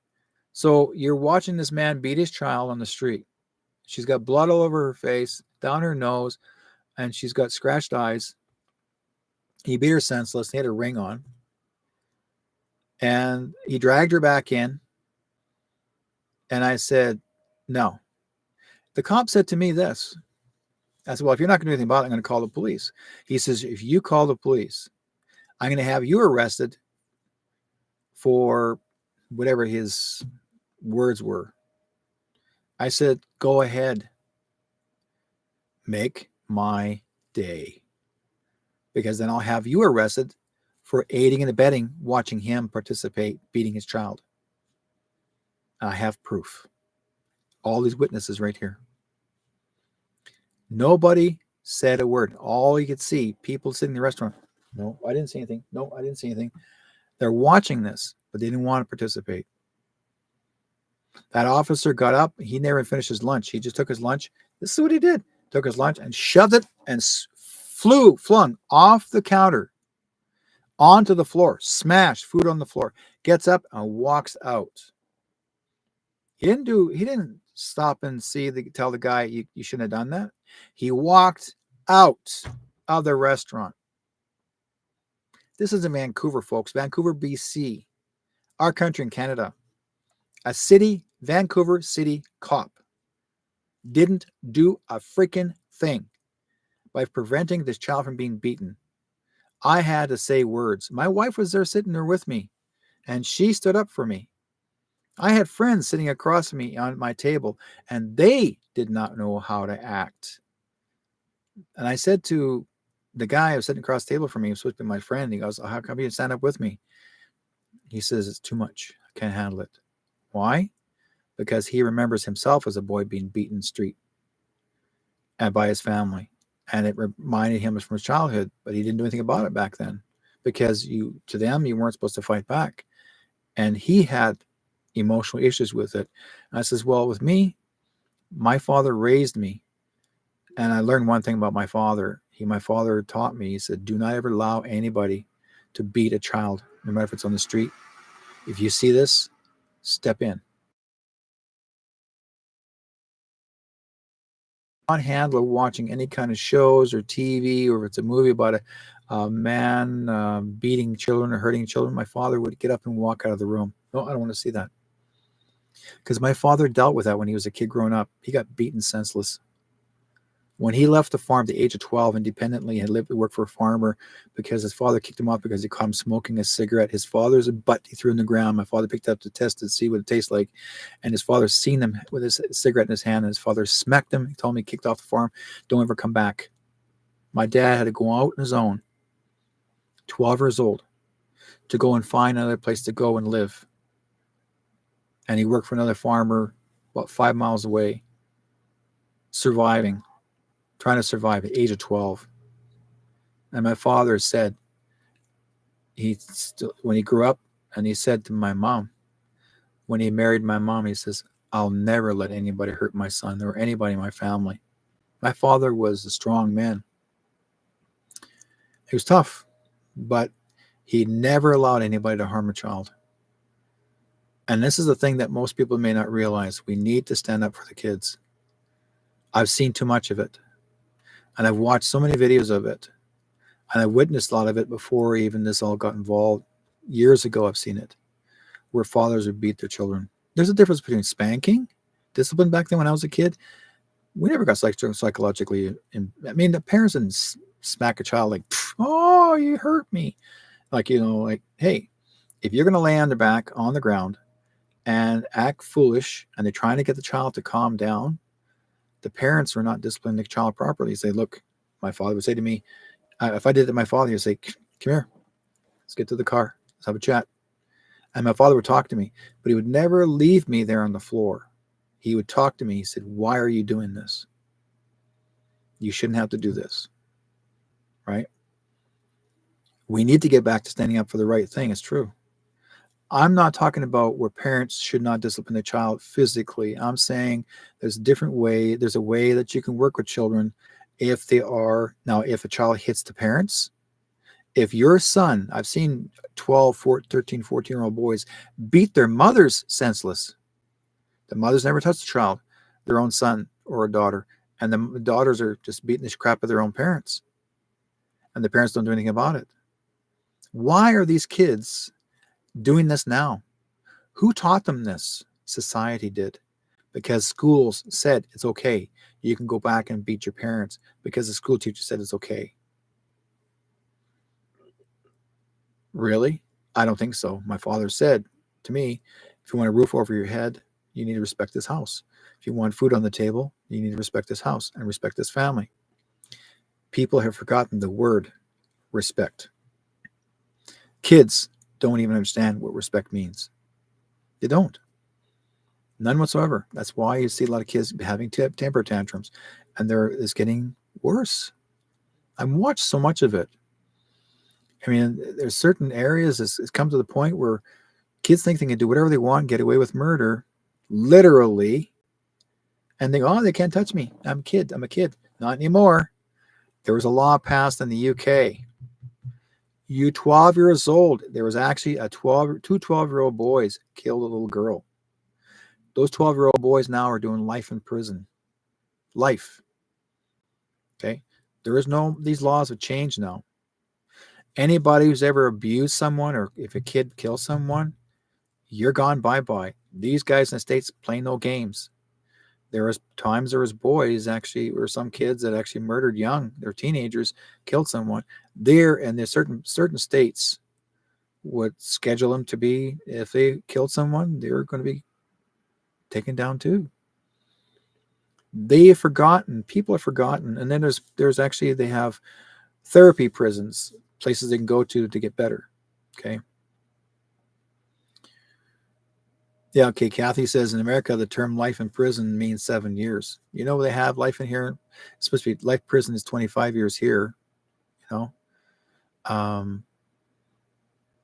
Okay. So I see no respect in my granddaughters, even for themselves. It's sad. You know, I understand you, Wendy. Like, it's sad. It's getting to the point. See, our grandkids, my granddaughter, my grandkids are doing really great. Their mom raised them well, and my other grandkids, their mom raised them well. So these kids are fantastic. But I've seen other mothers, fathers, kids. I've seen some really ugly and nasty ones. I can tell you one nephew is bad. I got one nephew. It's horrible. And I can't mention that story, and I can't talk about him. But the thing is that you're going to have people like that out there that they think they know the system. I'll tell you this. Certain kids think they know the system. Oh, I can do whatever I want. I know the system. You don't know the system. You have no idea what it's about. Somebody teaches you what the word, if you know the system, you know what it is? Because we've had too many rules lifted from our government in Canada that the kids can get away with things, but also we've had rules lifted for the adults, okay, where pedophiles can actually go after children, and even the parents cannot interfere. And if they do interfere, your police officers are not going to arrest those guys that take your kids. And it's going to take a parent or your families or people you're with, your groups of people, and you're going to have to stand up for your rights. You're going to stand up for those kids. You're going to have to sometimes do your own independency and say no more. I mean, I know very well it's going to change. Now, here's my prediction for all this. I mean, I'm saying all these words now. I'm predicting this by the end of this year, beginning of next year, there are going to be so many new laws passed, but the laws are not going to be federal nor provincial. I'm being honest about this. It's going to be militarized law, martial law. And it will be, I mean, I have this dream of people that are lawless, taken down by the military, coming in, arresting you, gone. One-way trip to prison, not getting out. There's no such thing as parole anymore. No more parole. You're gone. You ain't coming back. You're done. That's it. One-way ticket. That famous, well-known jewelry that stays together on you. That's it. You're gone. That's what I'm told. Martial law is going to come in this country, in Canada. It's coming. Carney has nothing to do with it. Poilievre has nothing to do with it. It's going to be above them. They'll have no say in the matter. It's coming in. But it's going to come in because enough is enough. There's nobody in any world is going to try to control the citizens of any country.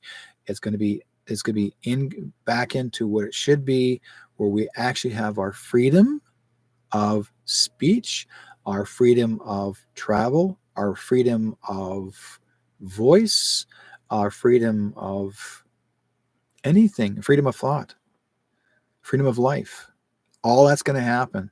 We're not going to be locked down. The WEF, World Economic Forum, like Klaus Schwab and all them, they're wanting to control us. They want to, because these are the people that are under the Hitler beliefs. Okay, Ukraine is under the Hitler beliefs. If you look at their symbolisms on their uniforms, it's all Nazi, and that's how they're following the Nazi way. This is who Zelensky is. President Zelensky is a Nazi follower. Hitler is his hero. Okay, so that's what they're doing. Why do you think they're grabbing kids off the street, boys off the street, and force them to join the military? Not forcing. They're beating the senseless out of them, and now they're putting a uniform on them, and now you got to go out there and do this. Let's put it this way. Why would Trudeau want a gun law? I mentioned this last week. Why would Trudeau want a gun law in our country, in Canada, where they have the right to take all of our guns away from us, just like Australia? Now, in Australia, years ago, Wendy would know this. Years ago, Australia had a gun law, taking the guns away from everybody, and they crushed them. They destroyed them. Okay. Now, knowingly, we've been handing out billions of dollars to the Ukraine to support a war against Russia. Why? The war has nothing to do with us. None regard us. Zelensky's making money. He's enjoying us donating the money for war because Trudeau said, we want to go to war because it's the only way how they're going to make money in this country. Money comes back in is to go to war. Every world war we've had, any countries against other countries, that's how you make money. Okay. Trump is making no money. You don't want to make money on war. He wants to make money on peace. Why do we have what? Thank you guys. Oh, I heard a loud person yell out loud here. Why do we always have to have war? I love that. I just heard someone yell out loud at me in spirit. Why do we have to have war? We are here to have peace and have a great life. And that's how it's going to work. And so this is the reason why I'm trying to point this out, even though it's a psychic night, but this is also predictions as well. And our world's going to do way better than you guys think. We are, there are people out there that don't want to hear any of this stuff, because I'm not making it political. I'm making it a life-changing experience, but a changing as in improving our lives. We will have oil and gas. It's going to come back. Oil and gas will exist all the time. We have to have it because it's natural Mother Earth's blood. It's not fossil fuel. Never has been fossil fuel. I already knew that. Why would they call it fossil fuel? It never came from dinosaurs. But because J.P. Morgan called it fossil fuel, because they wanted to make you believe that's the only thing that would never cause a fire. Fossil fuel, oil and gas, if you burn it, it burns. It creates a flame.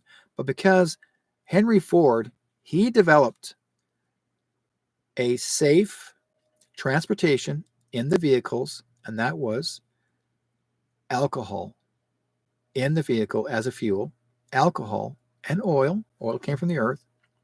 Free made alcohol from potatoes. It's clean, carbon free.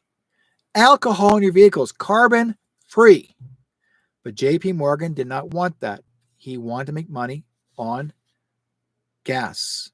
He wanted to make money in oil. So they called it a false. So he brought it forward to a government and had it a law. And to have Ford lose his rights. So Ford had to change the vehicle production, and he had half the tank gasoline and half the tank alcohol.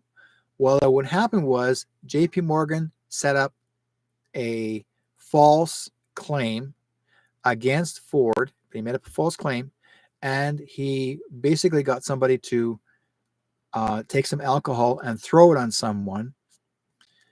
Took the alcohol and threw alcohol on top of the vehicle, and then someone turned over the car and they threw a match at the car, and the car's on fire. See, alcohol, it's not going to work, and it's going to be it's the cause of it, and blah blah blah blah. What happened was the car burned, sure, because you threw something that's alcohol. It's just like gasoline. If you throw gasoline, the car's going to be on fire too. But JP Morgan had the people believing that the alcohol was the cause of someone's going to possibly die in the car because of the alcohol. Alcohol burns clean. 0%, no carbon. Why aren't we using alcohol in our cars? If you want to get serious about it, make alcohol-filled gasoline tanks, because we had that before. Henry Ford was told that he cannot use alcohol in his tanks, so he was forced to go gasoline and oil. All because of the billionaire JP Morgan. Okay, he's the one that caused all this shit. He's also the one that caused all this shit with Nikola Tesla. Nikola Tesla wanted free energy. Okay, he wanted free energy, free electricity. Everything was supposed to be free. Free lights. You can turn lights on. Like Tesla knew how to do it, and it's all safe. Nope. According to JP Morgan, nope, ain't gonna happen. Even though JP Morgan did financially back it up, like financially supporting him to build all these towers, and it became really, did well. But when JP Morgan, or when Tesla told JP Morgan, no, I don't want nobody to buy this. This is be free. So what JP Morgan did was said, ain't gonna happen. So he basically shut down Tesla, and then they decided to discredit him, that he was no good, that he was false. And then he got about 2 or 3 Marconi. He got Marconi, and sorry, take it back again. Pardon my cough. He got Marconi and about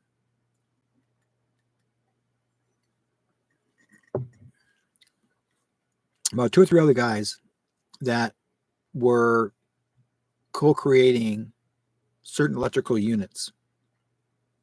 And see, Tesla developed AC. AC was safe. And who was that?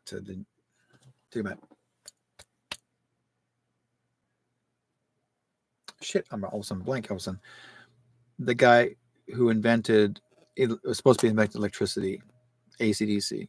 Okay, one of you guys will drop into an on what you're talking about. And anyways, he developed AC/DC, which basically 2 units, right? But again, that energy, JP Morgan got him to develop that way.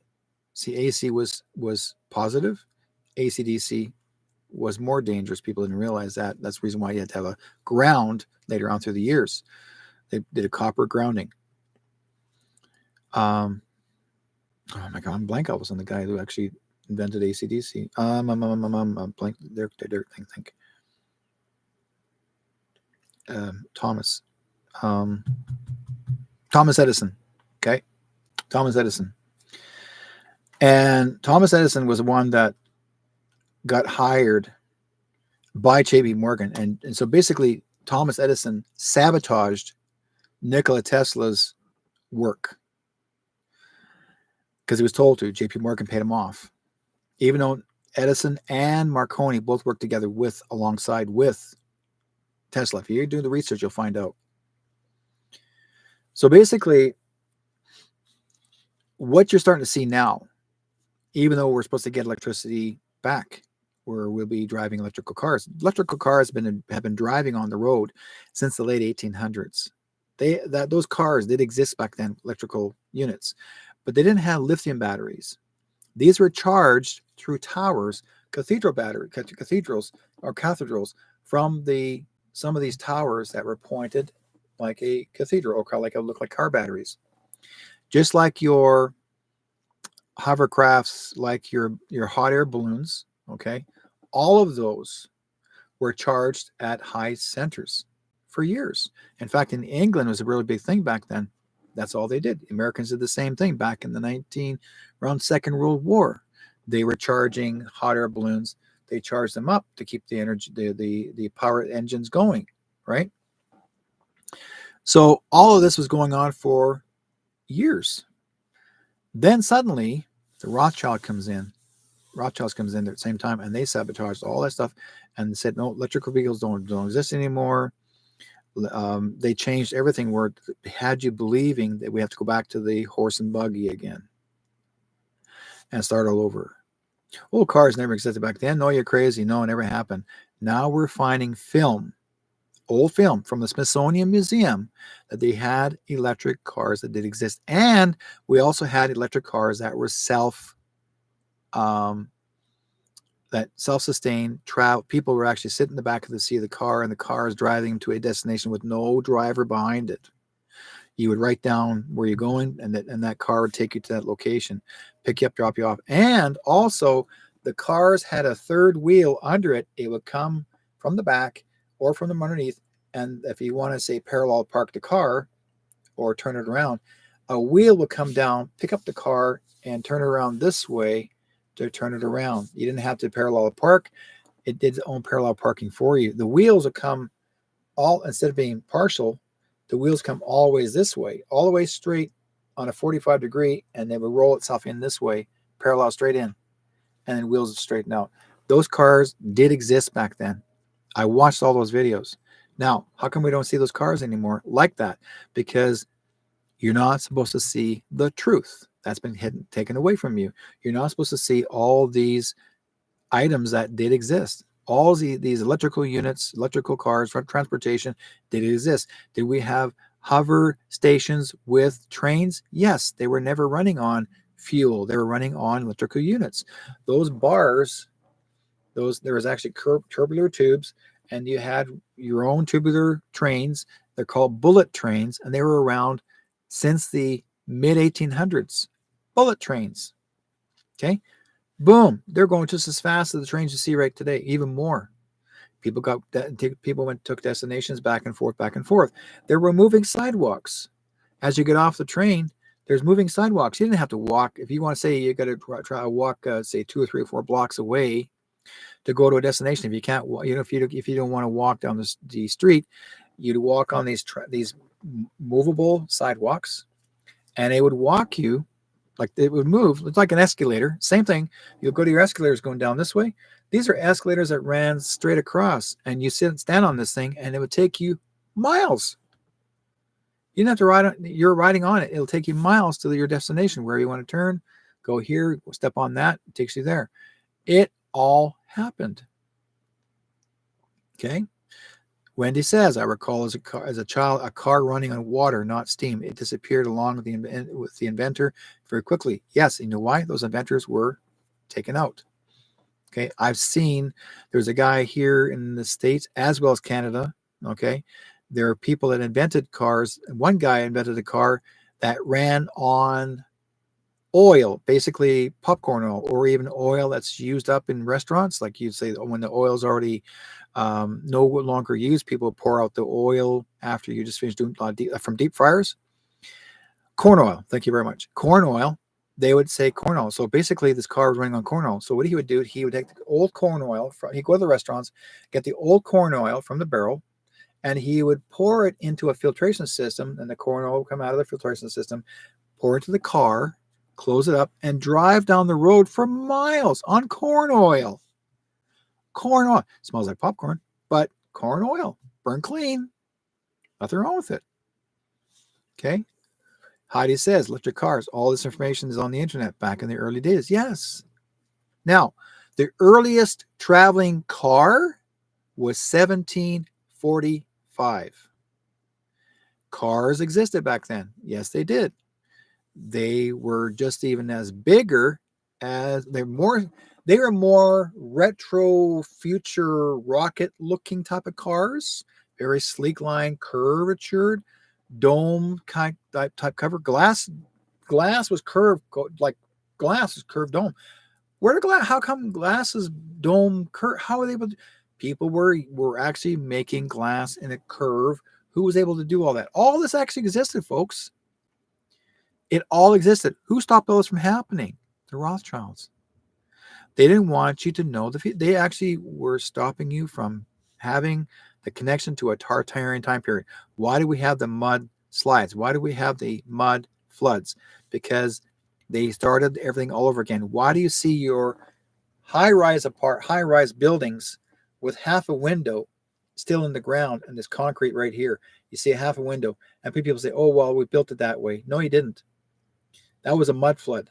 All people did is they put concrete in the ground to cover up what was happening down there before. If you took that concrete out, or you dig under the ground, you'll find the rest of the window under the ground and keep on going another 50 feet or another 100 feet. Okay, because that building was much taller than it was before. And so what they would do is they come up with some idea and if the people found out the truth, how tall those buildings really were. In Ottawa, our parliamentary building is much taller than you think.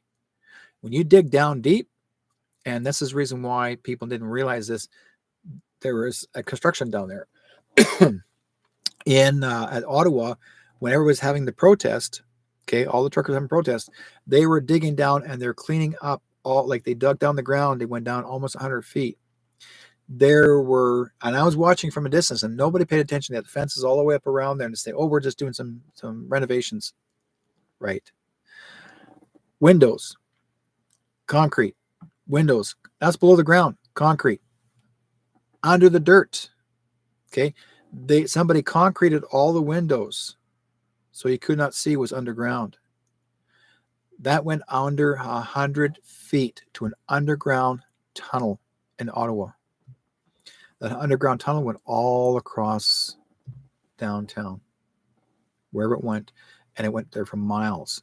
There was an underground tunnel from the Ottawa Parliamentary Building to other stations, and there was actually an underground train station, and it was called a turbo train. That train from Ottawa straight through underground, and certain special people can only travel this, and it went high speed. Was it 400 or 500 miles an hour? It traveled straight across from Ottawa to New York in 20 minutes. Ottawa to New York in 20 minutes.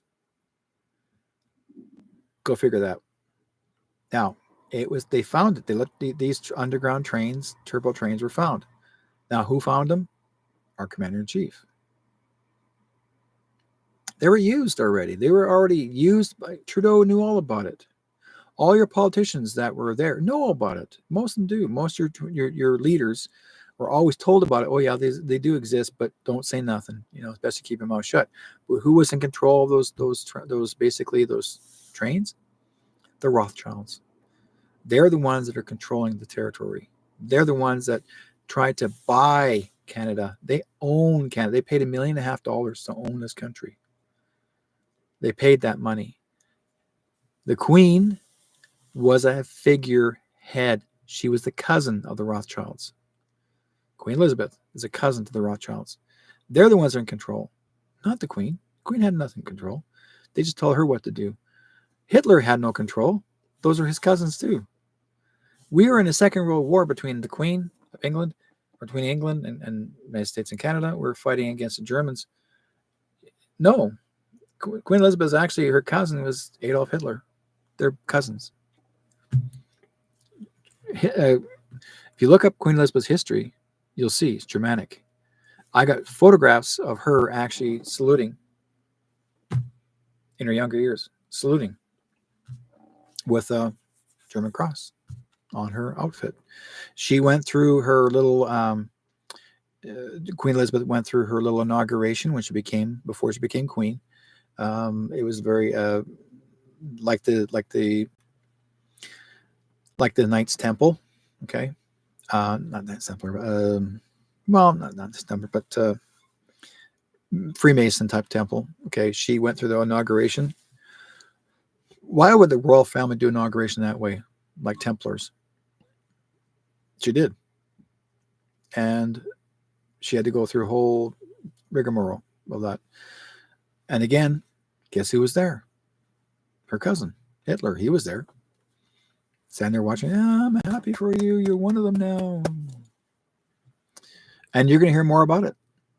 People, you guys may not realize, we've got people out there today that are so caught up in the past, they think that we don't know anything. You're going to learn so much new information that's going to help you understand about what really happened in the past. I know full well myself, because I'm originally born in Manitoba. I learned a lot because we always there's a lot of Canadian, there's a lot of Manitoba history about underground tunnels, and they talk about that. They share that with tourism constantly. And in the judges' chambers, when they have the courthouse, under the judge's desk, okay, under the podium desk where he does his judging platform, when you slide a door back, it slides sideways. There's stairs that go down an underground tunnel and goes right across the road to guess what? Where there's prostitutes. Okay. And that's where all the police officers, the lawyers, judge, anybody who's high up, they all went out there to go visit those girls. It was all underground. It was told. The story was true. They talked about that. We had over 80 plus prostitution houses in Manitoba up until the 1960, 1970, and there's only one still left. There's a hotel where the girls are allowed to call the boys in from the balconies of the hotel, and they're still doing that, standing out there waiting for guys to come in the hotel to see a girl. But they're not allowed to be on the street to be prostitutes, but they have to do it from a hotel room, so they pay rent there. Very similar to Europe. Okay, but anyways, Manitoba had the biggest prostitution ring. There was over, what they say, around almost 180 women or more that were all, no, was it 180 or 800? Around there. That was back in from the, early mid 1800s to the 1970s. So there we had, was it 80 plus brothels? I think there's more than that. I think there's more than that. But anyways, like I said before, the judge would go under his, from once everybody's gone, he goes under, goes on go see the girls. That's how so you think that the law was pure. It's not. There were so many laws these guys broke. I mean, the brothels were big back then. That's how they made money. And same with the Parliamentary building in Manitoba. It was built by the Freemasons. You'll see all the symbols of Freemasonry all over on top of the roofs, outside, all the way indoors. If you ever get a chance to go to Winnipeg one day, watch the entrance, see the buffaloes, and you walk up to the stairs to the right, go to the very top, you'll see the big star on the floor in the center. That is Freemason. And there's one room in the Parliamentary building, not even the Prime Minister is allowed to walk into, as Freemason only. Not even the Prime Minister can walk in. Nobody who's the most high, that's not even a Freemason, cannot walk in that room. It is restricted, and they actually are very powerfully strong to tell you what cannot happen. When I was 10 years old, I remember seeing the Queen's scepter and her crown in one of the special rooms. It was actually black drapery, red velvet rope around this big glass case, and it was actually her crown and her scepter. And I seen that as a kid, age of 10. I'll never forget that day. Many, many years later, I went back there. I would say 2013.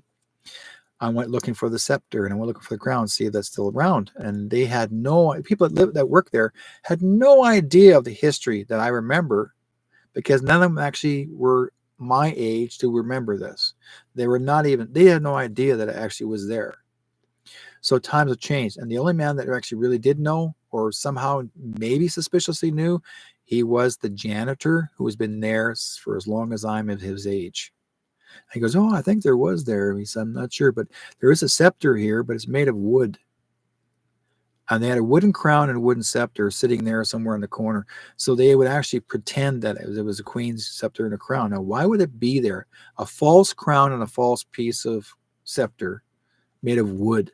No, I saw the real one with the jewels on it. Everything was there, right? Anyways,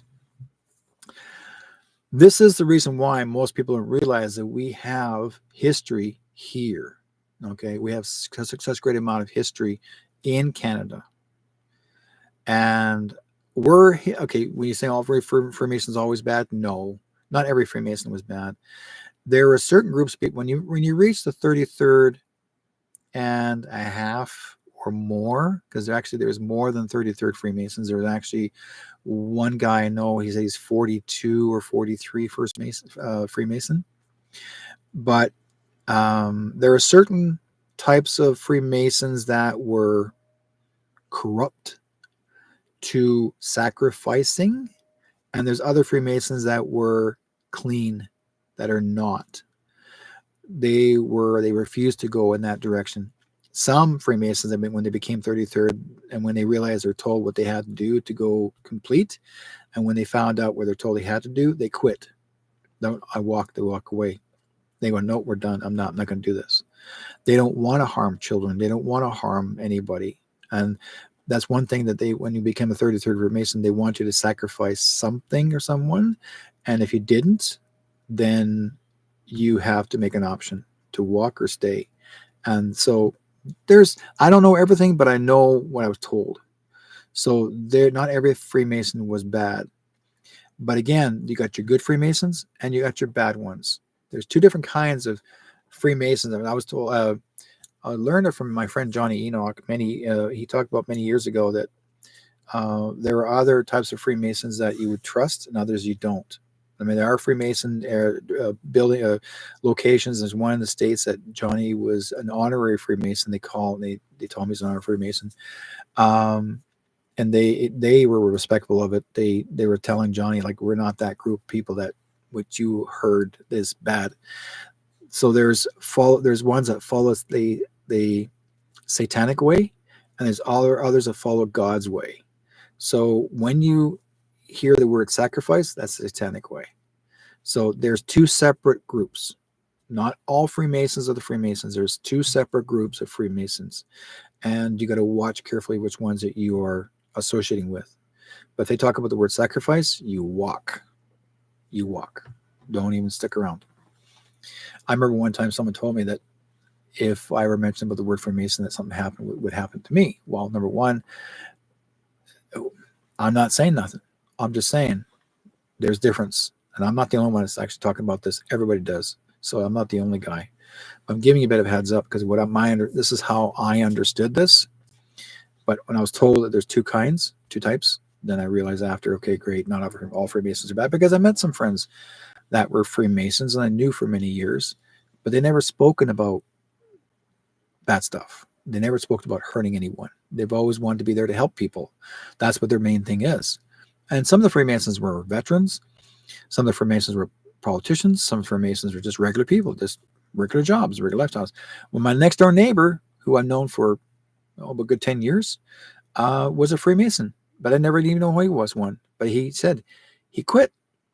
Certain things he didn't like, he didn't desire, but he quit, and he had I saw his cloak. I saw all of his pins and things that he had, but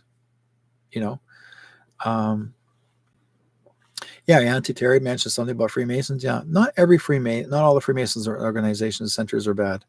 Like I said before, you'll find out how it's being exposed now. You'll start noticing certain groups are good and certain groups are not good. So, and Johnny when I get a hold of Johnny one day and I'll sit down with him and I said, let's talk about this, what was right and what was not right, because he talks about a certain good friend of his before he passed away that he follows this man's work. And when Jordan Maxwell talked about the Freemasons, and he'd tell you exactly what was true, what was good, and what was not good. I wish Jordan was alive today, because he could have just told you everything what really went on, and you would have a better understanding of it. They try to get him to join as a Freemason. Anyways, let's see here. So even though we had a couple of readings tonight, but the fact is I gave you guys some heads up. Wendy says, my maternal grandfather was one. I never met him, but he seemed to live a life helping everyone. So that makes me feel better. Yeah, he was never a bad guy. Not at all. Your Wendy was good. Your grandfather was good. Sonia. Hey, and I see Sonia. So basically, like I said before, our future is going to be doing good. We're not worrying about that. Freemasons, Shriners, Rotary Club, Eastern Star Sisters, it's all connected, but some are at the lesser value, more in the public side for the tickle down approach and the belief of goodness. Thank you, Kathy. I like that approach. And yeah, you've got your Shriners, you got your Lions Club. Yeah, they're all related. I mean, look. Here's an idea. Here's one for you. Remember the Flintstones on TV, where the TV series were even actually were part of the Water Buffalo. Okay, remember the guys wore Water Buffalo hats, those top hats. That was a secret society, Water Buffalo. They were trying to show you this is their organization. It's been on in cartoons since the 60s. The Water Buffalo. So yeah, they're just showing you to your face. It's in your face. Now, did Fred become a bad guy? No. Did he sacrifice anybody? No. They're just connected to the Water Buffalo. No matter what group. I've met so many different kinds of organizations that, there's Rotary clubs I've seen. I've been in some of the centers of Rotary clubs. I've met some of the Shriners. We have Shriners all over. Shriners are really big in Manitoba. Months later, she passed away, went to the other side, heaven, Auntie Terry. Yeah. Good for her. Yeah, she's doing good. Yeah. Like I said before, I mean, people may not, I got a good friend that I haven't spoken to in a long time, but he's originally from Scotland, and he's a Freemason. Nice fellow. Would never harm a fly. He's always good hearted. That's just the way he is, there's always different kinds of Freemasons all over the world, different varieties of them. But he would hate it to hurt anybody. Never would harm anybody. This guy is such a good hearted person. So, in fact, he came to my house one day. He says, "Here, Derek." He rode in on his motorcycle. Here, ride it. His Harley. Went, oh, I want this. So I got in the ride, and I got to ride it. I had fun. Lime green. It's a lime green Harley. So, like I said before, at the beginning of the show, this is my award I received from the city of Surrey in BC here back in 2015 won award as a puppeteer. Got an ABRA award, second place. Not second place, but it's an organization called Seeds. So I've been a puppeteer for about 10 years, between 2015 to today. Yeah. So, and I'll show you guys. Those are just coming in the room. There's my puppet. One of the puppets I made. This is a custom order design right here. This one here, this guy, the blue one. He's going to Lucky Kid, who actually his mom and dad ordered this for him.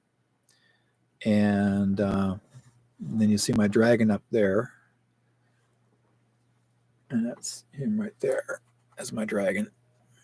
Where's your wing, bud? Turn your head sideways. There he is. Baring his teeth. Grr. Yeah. And no, I'm working on another one. I'm working on the lion right now, getting the lion head done. And lion head's in there. I'm working on getting him started. I want to work on a baby dragon. And I like psychic fairs and healing fairs. I love doing this kind of stuff. And so before I start my readings and doing other kind of healing shows, one day I like to go to Comic-Con and carry this guy with me. But he's the one, I have him in front of me. where he hangs into my shoulders on my body chest, and I just put my hand up like this, and his head moves around this way, like that. So this way it looks like. Yeah. So now you know. Lots of fun to do. Anyways, if there are any questions, guys, feel free to ask before I shut her down. Let's see here. Let's see. Anybody else in the chat room? Da, da, da, da. Questions? Bueller? No? Okay.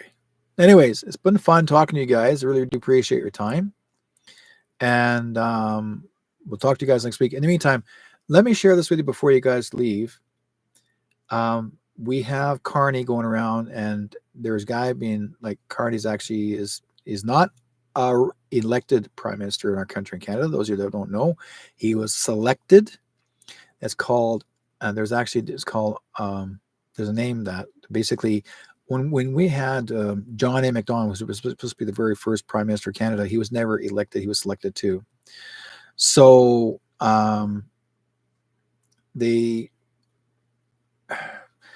Carney, what his job is trying to, he wants to see if he can sabotage the country before he wants to do the repeat and make money. He wants to repeat sabotage because he makes money sabotaging countries. He never did the UK, and because he was a head banker, plus he's also on the board with BlackRock. He's also on the board. Like, if you ever want to learn any information regarding this guy, I got lots of information. In fact, TikTok has been trying so hard to shut down this guy, this other guy who's actually been exposing his information about him, the truth. In fact, today, when Carney was on the platform, and one of the guys who was a heckler in the background, I mentioned this earlier tonight, he said, these are his words. The guy said was, "Hey, Carney," something about him about being on the pedophile island with Jeffrey Epstein. And we already know, because Mark Carney actually was on Epstein's flight list many times with his wife, been on Epstein Island, and that's Pedo Island. They call it Pedo Island because that's where little girls were harmed, boys and girls were harmed. And so basically, Carney was there constantly. He was very close friends with Ghislaine Maxwell, and he's denying the fact that he's calling it now conspiracy theory. He's trying to walk away. But I remember when the guy heckled him, and Carney turned around with a big smile on his face, like he said, "Missed the place." Like, he remembered what happened to him then. And so crazy things going to happen. I'm going to say this. I'm going to blow you guys away. Epstein's still alive. Epstein's going to actually expose Carney. Epstein's going to come forward, and he's going to tell our commander-in-chief about him. That's why Trump says he wants to work with Carney. You know why? Because he wants to expose him for who he is. You may think that Trump may not want to work with Poilievre. Poilievre's trying to copycat Trump's presentations, platforms, which is fantastic. But Poilievre's denying the fact he's actually been like Trump, which is not true, but he is. I'm not saying exactly, but just his approach and presentation. And Poilievre should win.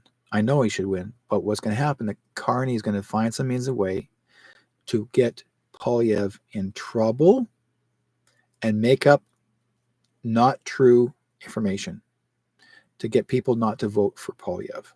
So be prepared for that, folks. Carney's going to try his darndest to get Poilievre either captured, put away, silenced, that he can't be elected, or he's trying to get there on time, but somebody's going to take him out of the way and detain him from being there. Okay, not hurt, but detained out of the way. So that's going to happen. Now, we got another month until the election happens. But when it comes forward, you'll start seeing more and more stuff. And there's going to be more and more people exposing Carney, more truthful things. Be aware of it. And here's one I give you guys advice. Whether it comes on TikTok, whether it comes on Instagram, whether anybody's actually exposing Carney, whether on TikTok, Instagram, or YouTube, you go to the search engine, you copy that file, and you look for, on the Google, you look for YouTube downloader, Instagram downloader, TikTok downloader. One of those downloaders, you actually and go to the window, you copy, paste, and you save the file in your computer. Because what they're trying to do now is they don't want you to find, because people are trying to expose the stories, and then all of a sudden they're taken down. Because when Carney finds out that people are exposing them and talk about him negatively or exposing the truth, Carney makes a demand, contacts YouTube, contacts Instagram, talks TikTok to shut it down, that no one's allowed to expose it. They wipe out all the memory of all the recordings you've done. And that's what happened to one of the guys who was exposing Carney every day. Every few days, the guy would say, here's what he done here, he's this, he's connected to that. I'm smart. Anytime anybody does that, talks about Carney, or anybody that's, I copy, paste, downloader, boom, I got the copy, put into a file. Because if by some chance anybody doesn't have that file, guess who has it? Because that's how you learn how to be one step ahead. To let people know you'll never lose the news, but always save it aside in case you need it in the future. Because even YouTube is also as algorithming people like me. I'm a small time guy. I'm a small guy. Okay. And to them, if I say certain things, I mentioned Carney constantly these last few minutes, but long I talk about him, algorithms going like, okay, we don't like this, we're going to shut it down. And they've done it to me many times. When I get really too close about what's really going to happen, they want to shut me down. But not this time. Ain't going to happen. So, guys, I really do appreciate your time and talk to you guys. Take care. And we'll talk to you guys next week. In the meantime, have a great night, great weekend, and we'll see you guys. By the way, I'm going to be in the flea market this Sunday, Cloverdale, selling my wares. Come on down, see me. Cloverdale Flea Market, which actually is at the Cloverdale Fairgrounds. I'll be in the Shannon Hall. See me there. I'll be there all day. Take care, guys. Bye. God be with you all. Everyone lives, everyone dies. Everyone loves, everyone cries. Round the world for all alike. So why is there war? Why do we fight? There's one sea, one tide.